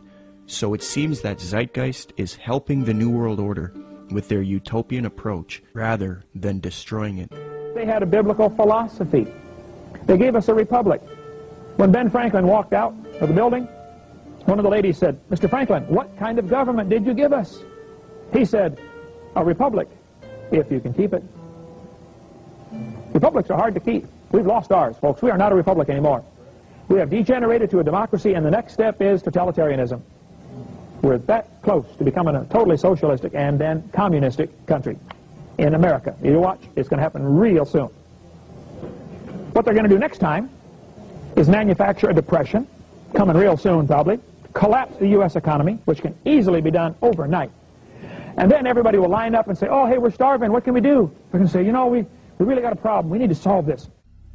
Constance Cumby recognized that the New Agers desire a communist world system, quote, "The New Agers feel that the program they are offering the world would satisfy the basic desire of communists in that it proposes a form of world socialism. These books were calling for a new world order with an accompanying global food redistribution program aided, of course, by modern technology, i.e. computers," unquote. A redistribution program aided by modern technology and computers is exactly what the Zeitgeist movement is advocating.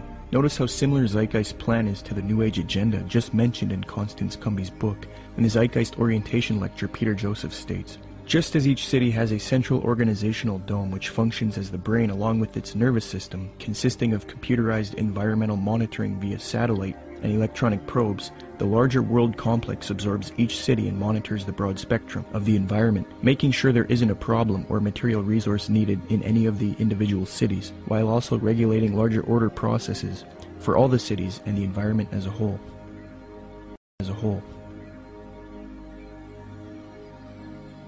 Theosophist Alice Bailey concurs, quote, "The true communist platform is sound." Thus, it is not surprising why Zeitgeist advocates a similar system, as the connection they have to Theosophy and the New Age has already been established. Zeitgeist is merely the fulfillment of the New Age agenda, yet they are not telling you that. So the Theosophists and New World Order advocates would love nothing more than for people to join the Zeitgeist movement. In fact, at 47 minutes and 25 seconds into the Zeitgeist orientation lecture, Peter Joseph cites a quotation of Karl Pearson. What is interesting is that the man that Joseph admiringly appeals to support his worldview, Karl Pearson, was a notorious eugenicist and social Darwinist who advocated war against certain races. He was a socialist and contemporary of Karl Marx. In fact, Theodore M. Porter, in his work Karl Pearson, The Scientific Life in the Statistical Age, states, quote, "Pearson's appreciation of Marx was real, especially in early 1881. In his first essay on socialism, he called Marx, quote, one of the most extraordinary characters which this century has produced," unquote. New World Order research involving lectures, radio addresses, and writing used to be conducted by people such as William Cooper, Fritz Springmeier, John Todd, Randall N. Baer, and Kent Hovind. The unifying factor in all of these people was that they were all Christians. They would expose the New World Order and its New Age Luciferian communist aims. They would promote belief in Jesus Christ and the Word of God, and tell people to resist the mystery religions of Theosophy and Freemasonry while exposing them. However, all of these men have either been murdered or framed and jailed, silenced. William Cooper was shot dead in 2001 as he was ambushed. Fritz Springmeier was framed, discredited, and jailed. Randall N. Baer had his car ran off of a mountain pass. John Todd was framed, discredited, jailed, and then murdered. Kent Hovind was singled out for tax evasion and then jailed. Okay, so Fritz Springmeier, you knew him, right? Yes. Okay, so you got some letters from him, is that? Yes, when they put Fritz in prison, and there's been, it was pretty much a trumped-up charge of, I think marijuana or something, talk of robbing a bank, this type of stuff. He got put in prison, and I started corresponding with him at that point because I had read several of his books and actually talked to him personally on several occasions. And all we could do at that point is correspond. Right. So I've got several handwritten letters from him, and the last time I had heard from him was several years back, and he had been it wasn't his fault, and I think it might have been arranged where he was in a fight. He didn't fight back. Yeah. The guy came and he told me that he was just using his head like a soccer ball, essentially. Really? Oh, it was sad. Wow. It was sad. And Fritz, he never complained in these letters. Yeah. He never, it wasn't like he was like, oh, woe is me, I'm in prison and this or that. He always had a great attitude. He was trying to help other people in there. I believe he had a ministry going. Amen. And, I can't say enough good about Fritz Springmeier. Now that the Christian New World Order researchers have been silenced, the truth movement has been infiltrated by people who purport to be against the New World Order, yet they advocate the New Age religion, a new utopia, and they all speak against Christianity and the Bible. The people who took over the truth movement and who are allowed to live and teach the public, such as Jordan Maxwell, Michael Tessarion, Peter Joseph, David Icke, and others, all of these people have one unifying factor. They are all strictly against Christianity, and they are all heavily associated with the New Age, Theosophy, and Freemasonry. I think Jordan Maxwell is somebody who is just deceived. It's my personal opinion, and I could be wrong about this, that Jordan Maxwell is not a paid disinformation agent, or he's not somebody that is a high-level Satanist. I think that Jordan Maxwell is like many of us in the truth movement. We have been deceived by a lot of very clever disinformation. In his case, Blavatsky and the secret doctrine and that whole concept that really got him on a roll. Jordan Maxwell is a person who believes that the entities that he's involved with, that he had experiences with in the desert, etc., were Pleiadians. And I think that he thinks that they chose him to teach the world certain things. So in that context, it's very hard for him, or really anybody, to break free of that paradigm, because in that paradigm he gets to be this super special individual, and we all are vulnerable to that. If we have supernatural experiences where entities tell you that you are the chosen one and that you're going to do something, it's very hard not to believe them, because that's what you want. And so it's very hard, and of course, in doing so, in thinking, okay, these guys, these Pleiadians are on my side, when in actuality they're demons, they would coax him to do certain things, like he mentioned later, to go into these seances or whatever. In doing that, they can have more control over him, because they're demons and they have a system to get more control over a person. And if they do that, then he can start to be used more thoroughly by them, and he can do exactly what he promised them that he would do, to be a channel for them. And that's what his life has been about, being used, despite his probably very good intentions. He has been a tool of the New World Order. And so my view is that Jordan Maxwell's ends up promoting the New World Order. In that particular session, he goes on to say that the New World Order, that a bad time is coming, but that time must come in order for it to be destroyed, to bring the birth of the New World Order. Out of chaos comes order. So he was saying that the old system must be destroyed to come the new system. And that is exactly what the double-headed phoenix rising out of the ashes is all about.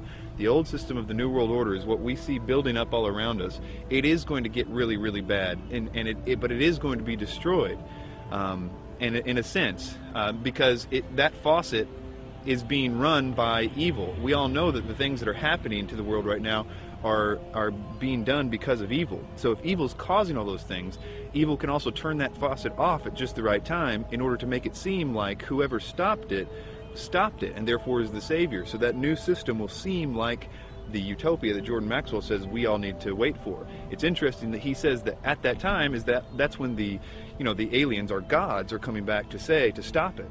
That's the deception. That's what the people in the have been saying of the occultists, saying that that's what the demons are going to do for a long time. It's easy to be seduced, especially in Tsarion's case, who was raised since 11 years old saying this is truth. He was raised by Rosicrucians, raised by these people by his own admission. He was doing the tarot cards at the age of 11 by his own biography. This is the example of being raised in a system, being told one thing is true and the other thing is not. It's biased is what it is, but nevertheless, I think in that reason these people deserve our sympathy. One way or the other, they are deceived. Even if they are intentionally doing it, which is possible in the case of Tsarion, and it's possible in the case of Maxwell too, I suppose. Even if they're intentionally doing it, they have to deserve our sympathy and even our prayers, because even if they're intentionally doing it, they're still deceived. But to wrap that up, Blavatsky and everything that came out of that was what 1 Timothy calls the doctrines of demons, and in the last days people will believe. The New Age and all of that was birthed by Blavatsky, and the New Age ideas will be used to bring in this new world order.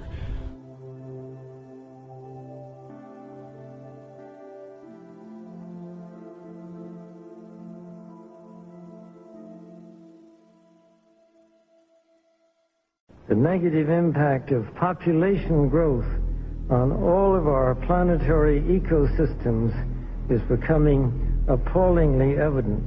Unless nations will agree to work together to tackle these cross-border challenges posed by population growth, overconsumption of resources, and environmental degradation, the prospects for a decent life on our planet will be threatened.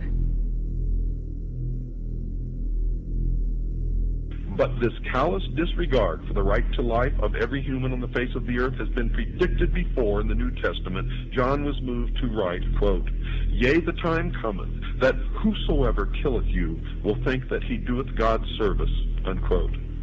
The New World Order, ladies and gentlemen, will sail in on a sea of blood.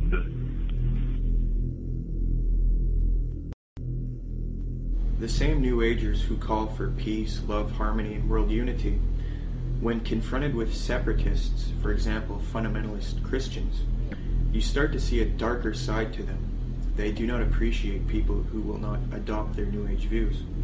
For example, a major New Age figure, David Spangler, who was in a group known as Planetary Citizens, which was a UN group, stated something to the effect of, we can take all the marshmallows, all the scriptures, all the tablets, and have a jolly good bonfire. So essentially, he's promoting the abolition of these faiths. Similarly, Maharishi Mahesh Yogi, the influential New Age guru sought out by the Beatles, stated, quote, "There has not been and there will not be a place for the unfit. The fit will lead, and if the unfit are not coming along, there is no place for them. In the place where light dominates, there is no place for darkness." See, in his thinking, the fit are the New Agers, and the unfit are those who do not adopt the New Age beliefs. People who are, for example, fundamentalist Christians, Jews, people like this. So essentially, you see a lot of intolerance within the New Age movement. It's not all nice and dandy with these people. You know, they have the mask, they have the appearance of peace, love, harmony. But in their writings, they do come out and say that there is no place for Christians and people who do not accept their beliefs. In the Book of Co-Creation, New Age leader Barbara Marx Hubbard states, quote, "Out of the full spectrum of human personality, 1/4 is electing to transcend, 1/4 is resistant to election. They are unattracted by life ever evolving. Now as we approach the quantum shift from creature human to co-creative human, the destructive 1/4 must be eliminated from the social body. Fortunately, you, dearly beloveds, are not responsible for this act. We are. We are in charge of God's selection process for planet Earth. He selects, we destroy. We are the riders of the pale horse, death." Alice Bailey explained what the New World Order will do to those who refuse to accept it. Quote, "Let us never forget that it is the life, its purpose, and its directed, intentional destiny that is of importance, and also that when a form proves inadequate, or too diseased, or too crippled for the expression of that purpose, it is, from the point of view of the hierarchy, no disaster when that form has to go. Death is not a disaster to be feared. The work of the destroyer is not really cruel or undesirable. Therefore, there is much destruction permitted by the custodians of the plan, and much evil turned into good," unquote. Blavatsky's peer, Aleister Crowley, said an Egyptian entity told him Christianity would be destroyed at the advent of the New Age, quote. A peer of Blavatsky's, often called the prophet of the New Age, Aleister Crowley, claimed to have been visited in the spring of 1904 by an Egyptian entity called Oase, who foretold to Crowley the end of Christianity, unquote. But if you dig deep into the literature, yes, they're going to be extremely intolerant. David Spangler had talked about the Luciferic initiation and these types of things. And we look in the Bible and we can look at like Revelation 13 and where all they that do not receive the mark and the mark of the beast in their right hand or their forehead, you know, are going to essentially forfeit their life. This is how intolerant it's going to become. It's going to be their way or no way. And so, no, they're not going to have any tolerance. I think at first they're going to come as real nice guys, though. I don't think they're going to do that right off the bat. But eventually it's going to get to the point where enough people have bought into it and enough strong delusion is there that, yeah, they're not going to be tolerant whatsoever. Barbara Marx Hubbard states, "The end of this phase of evolution shall come. All will know their choice. All will be required to choose. All who choose to be natural Christs will be guided from within as to how to proceed. All who choose not to evolve will die off. the kindergarten class of Earth will be over, unquote. Robert Mueller, previously mentioned, states, quote, I am surprised that no one has yet thought of creating a pro-Earth, humanity-challenging organization which would put itself in the shoes of our Mother Earth and rejoice whenever humans diminish in numbers or consume less. It would give yearly prizes to people, events, or institutions which achieve a reduction of the human population or of the consumption of Earth resources. The first prize should go to the United Nations, which through its World Population Conferences and anti-population work has prevented 2,200,000,000 more people from being born between 1952 and the year 2000.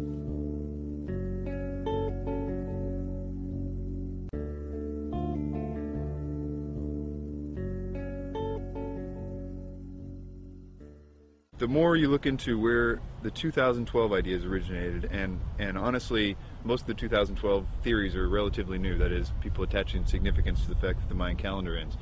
And almost without exception, they are by people that are channeling entities. A lot of times they say it's the Pleiadians that they're talking to, or the Syrians, or in the case of David Wilcock, it's Ra and Seth.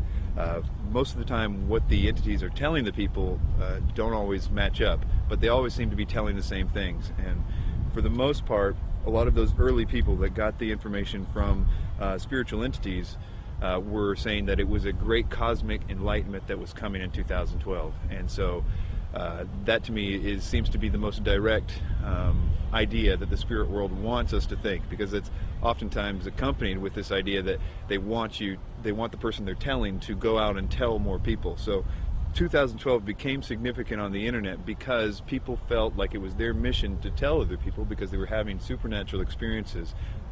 Most of the 2012 theories will fall into one or two categories. Either they're going to be, that in 2012 there's going to be some great enlightenment. They say it's a spiritual evolution or a consciousness shift or a vibrational change or something to that effect. And the other half of it seems to be more about a cataclysmic events that are going to happen in 2012. Usually, they're based off the idea that the Mayan calendar ends or restarts in 2012.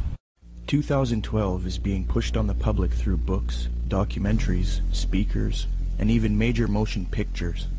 We are meant to believe that December 21st, 2012 will either be a catastrophe for humanity or a time when there is a consciousness enlightenment and a world shift, a time when humanity evolves. However, when you consult the scholars who study the Mayan calendar, they don't seem to support these views at all. University of Florida anthropologist Susan Gillespie says the 2012 phenomena comes from the media and from other people making use of the Maya past to fulfill agendas that are really their own. Despite the publicity generated by the 2012 date, Susan Milbrath, curator at Latin American Art and Archaeology at the Florida Museum of Natural History, stated that, quote, "We, the archaeological community, have no record or knowledge that the Maya would think the world would come to an end in 2012.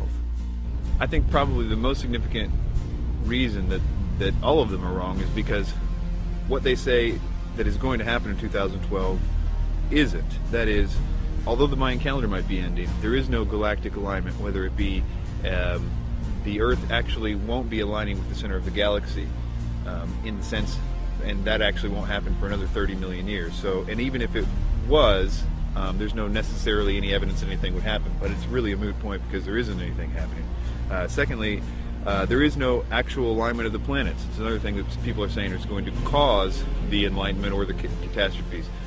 And this goes on and on. It's the same thing with the solar flares. It's the same thing with Planet X or Nibiru, or all those things aren't happening. And it's very interesting how you actually can go point by point and find out that each one of those supposed catalysts aren't true. Sandra Noble, Executive Director of the Foundation for the Advancement of Mesoamerican Studies in Crystal River, Florida, states, "To render December 21st, 2012 as a doomsday event or a moment of cosmic shifting," she says, "is a complete fabrication and a chance for a lot of people to cash in," unquote.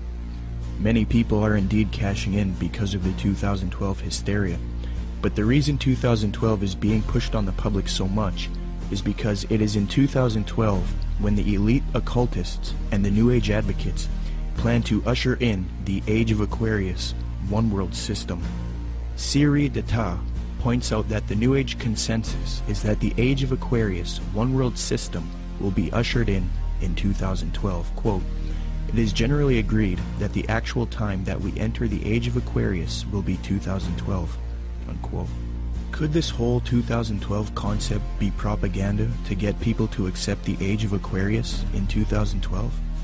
Eugene Gallagher likewise notes that the supposed Age of Aquarius is expected to arrive in 2012. Quote, "The term New Age is most closely correlated with the astrological idea that we are about to enter a new age, the Age of Aquarius, which will arrive around 2012. Unquote.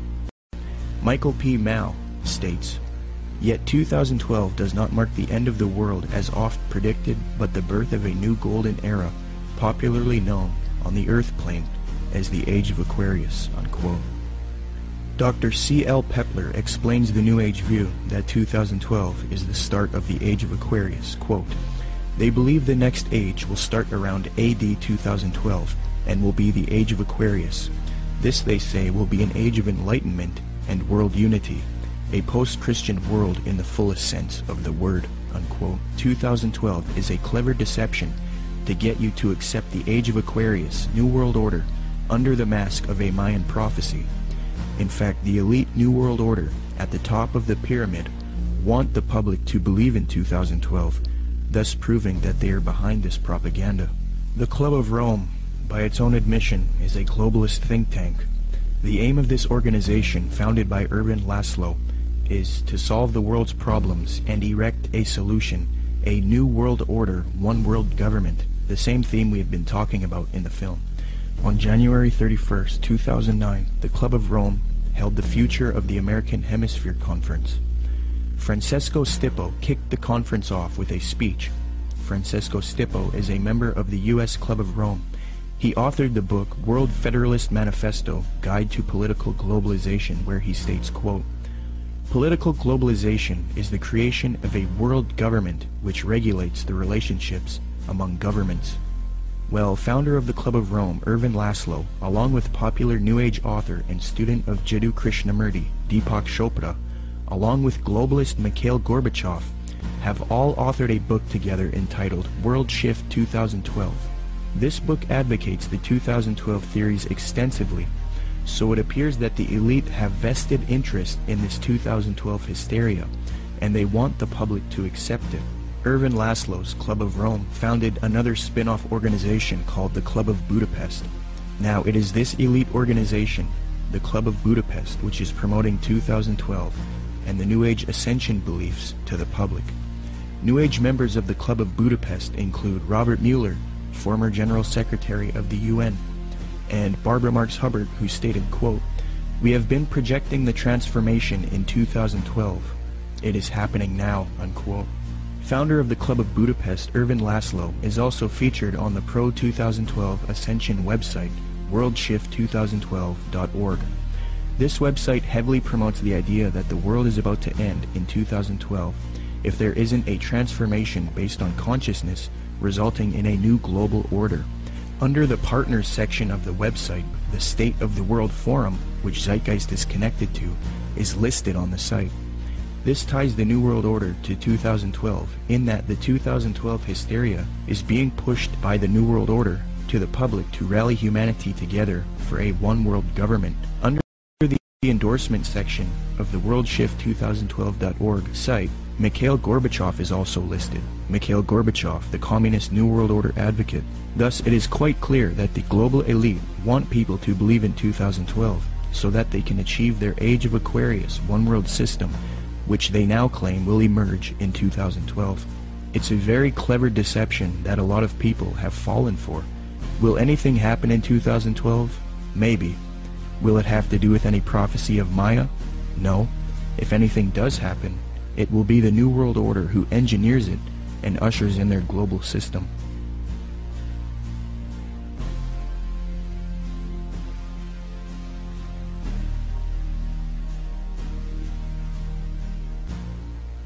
The reason the Christian anti-New World Order researchers have been silenced and replaced with New Age advocates is because the New World Order occultists and New Age advocates hate biblical Christianity. Why? Because the Bible not only refutes their New Age beliefs, but it predicted their coming utopia, calls it out as an evil world system, and tells people to resist it. First, in the Apostle Paul's first letter to Timothy, he warns of these supposed ascended masters who will deceive people with false doctrines. Quote, "The Spirit clearly says that in later times some will abandon the faith and follow deceiving spirits and things taught by demons. Such teachings come through hypocritical liars, whose consciences have been seared as with a hot iron." Paul also predicts the New Age movement, quote, "For the time will come when men will not put up with sound doctrine. Instead, to suit their own desires, they will gather around them a great number of teachers to say what their itching ears want to hear. They will turn their ears away from the truth and turn aside to myths." New Agers will often claim that the Bible promotes their astrological beliefs. However, in the Old Testament book of Isaiah, astrology is forbidden and identified as an abomination to God. Quote, "Let now the astrologers, the stargazers, the monthly prognosticators stand up and save thee from these things that shall come upon thee. Behold, they shall be as stubble." Zeitgeist's main source, Acharya S., claims that Jesus talks about the age of Pisces in Matthew 28:20, which states, "And teaching them to obey everything I have commanded you, and surely I am with you always to the very end of the age." However, although the zodiac was around in 1st century Palestine, the age concept was not around yet, so the biblical writers could not have been referencing the astrological age. Dr. Noel Swerdlow, professor of astronomy and astrophysics at the University of Chicago, states, "Within which group of stars the vernal equinox was located was of no astrological significance at all. The modern ideas about the age of Pisces or the age of Aquarius are based upon the location of the vernal equinox in the regions of the stars of those constellations. So when this woman says that the Christian fish was a symbol of the coming age of Pisces, she is saying something that no one would have thought of in antiquity." Unquote. When Matthew 28:20 talks about the end of the age, or in Greek, the end of the eon, he is not talking about astrological ages, as this concept was not around yet. The age referred to is that of Jewish understanding. As J.P. Holding remarks, quote, "Zeitgeist is correct that when Jesus refers to the end of the eon, he doesn't mean the end of the world.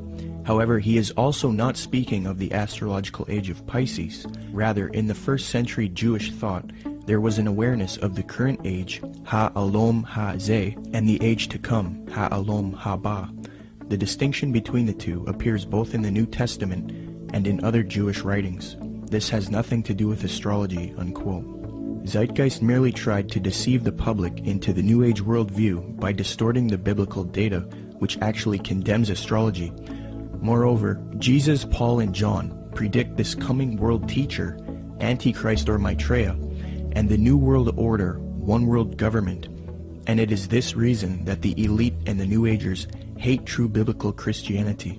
Paul writes in 2 Thessalonians, quote, "That you not be quickly shaken from your composure or be disturbed either by a spirit or a message or a letter as if it is from us, to the effect that the day of our Lord has come. Let no one in any way deceive you, for it will not come unless the apostasy comes first, and the man of lawlessness is revealed, the son of destruction, who opposes and exalts himself above every so-called God or object of worship, so that he takes his seat in the temple of God, displaying himself as being God.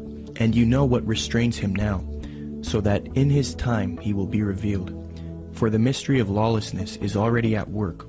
Only he who now restrains will do so until he is taken out of the way. Then that lawless one will be revealed, whom the Lord will slay with the breath of his mouth, and bring to an end by the appearance of his coming. That is the one whose coming is in accord with the activity of Satan, with all power and signs and false wonders. Jesus Christ warned of the Antichrist and false Christs.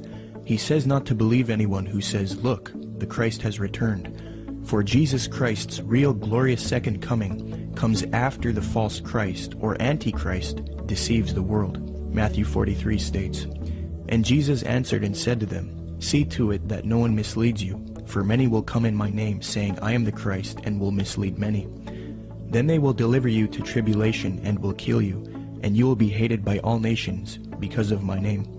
Then if anyone says to you, Behold, here is the Christ, or there he is, do not believe him. For false Christs and false prophets will arise, and will show great signs and wonders, so as to mislead, if possible, even the elect.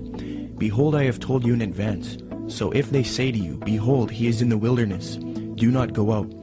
Or, Behold, he is in the inner rooms, do not believe them. For just as the lightning comes from the east and flashes even to the west, so will the coming of the Son of Man be.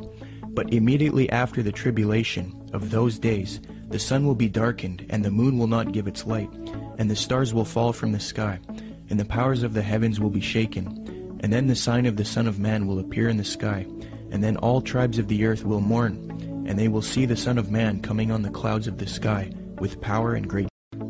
In the book of Revelation, the Apostle John warns about this evil world teacher who humanity worships as he claims to be God.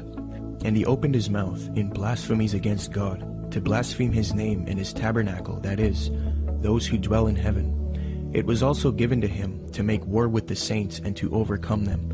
And authority over every tribe and people and tongue and nation was given to him. All who dwell on the earth will worship him. Everyone whose name has not been written from the foundation of the world in the book of life of the Lamb who has been slain. And he causes all, the small and the great, the rich and the poor, and the free men and the slaves, to be given a mark on the right hand or their forehead. And he provides that no one will be able to buy or sell, except the one who has the mark, either the name of the beast or the number of his name. Here is wisdom. Let him who has understanding calculate the number of the beast, for the number is that of a man, and his number is 666. John then talks about how the leaders of the world will form a one-world system and give authority to the Antichrist, or false world teacher. Quote, The 10 horns which you saw were 10 kings who have not yet received a kingdom, but they receive authority as kings with the beast for 1 hour. These have one purpose, and they give their power and authority to the beast. These will wage war against the Lamb, and the Lamb will overcome them, because he is Lord of lords and King of kings, and those who are with him are called and chosen and faithful. So if this Maitreya is real, and if he has the support of the New World Order, and if he plays a role in the coming world system, there is a high potential that he is in fact the Antichrist. We will have to wait and see. The Bible talks about how the real Lord Jesus Christ will return after this world system is created, and this world teacher deceives the planet. Revelation 6 says, Then the kings of the earth, the princes, the generals, the rich, the mighty, and every slave and every free man, hid in the caves among the rocks of the mountains. They called to the mountains and the rocks, Fall on us and hide us from the face of him who sits on the throne and from the wrath of the Lamb. For the great day of their wrath has come, and who can stand? The time that it's talking about in the Bible is actually going to be a time when the world is going to be extremely happy to be in this new system. And that includes people that right now think that they know all about the New World Order and all this stuff. Those people, included with the rest of the world, are going to be happy with being in the new system. What the Bible describes is something that is almost impossible to believe, in the sense that people are going to give their worship. These are politically correct people are going to give their worship to a man. That something is going to happen to cause them to worship a man, and that is something we're not ready for. It's something that political leaders don't right now do miracles, for the most part. Right. That whole concept requires new input. Something different has to happen. And I think that when you look at what the New Age is saying, what they say is going to happen, what every movie is talking about right now, this idea that there is a new rebirth coming, a new age that's going to be supernatural, that the aliens are going to come back, and all these concepts that if it really happened, we would be, many things would happen. Not the least of which would be that we would, as a world, start to be believing in some new sort of doctrine, namely that God doesn't exist, but that we are gods ourselves. And the way that would function is that, here are aliens, and they were just like us at one time, and we're going to evolve like them and be more like them. That inherent in that is the idea that we are also gods.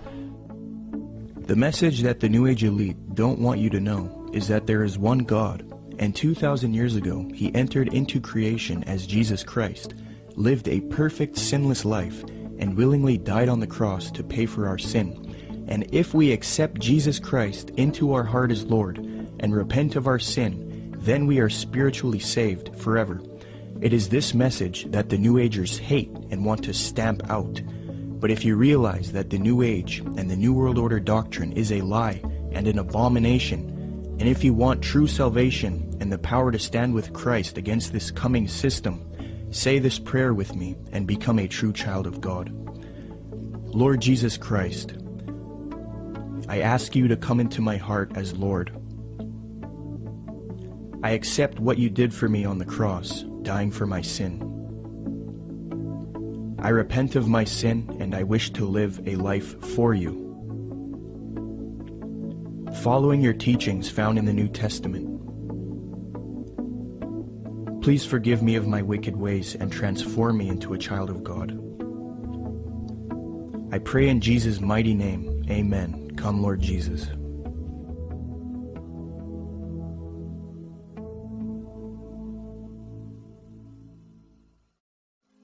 You don't really understand sometimes what a terrible burden it is to know some of the things that I know and try to wake people up and impart this knowledge to them and find out that they just have walls built in front of them. They want to be slaves. But we're making some chinks in those walls. You must publish only documented fact. And you must stay away from printing articles from people who will not document as fact what they put in their articles. That's why my broadcast scares the hell out of socialists. That's why in a White House memorandum I was named as the most dangerous radio host in America, not because I'm going to go out and shoot somebody, but because I shoot documented facts which cannot be refuted. That's why. That's what's dangerous. Seek ye the truth, and the truth will make you free, and nothing else will do it. Jesus Christ has never lied to anybody. Why won't you listen to him? Don't spread a rumor. Spread the truth. Document it. Prove it. Make it irrefutable, and you too will become dangerous to those who admire us in lies and enslave us in socialism.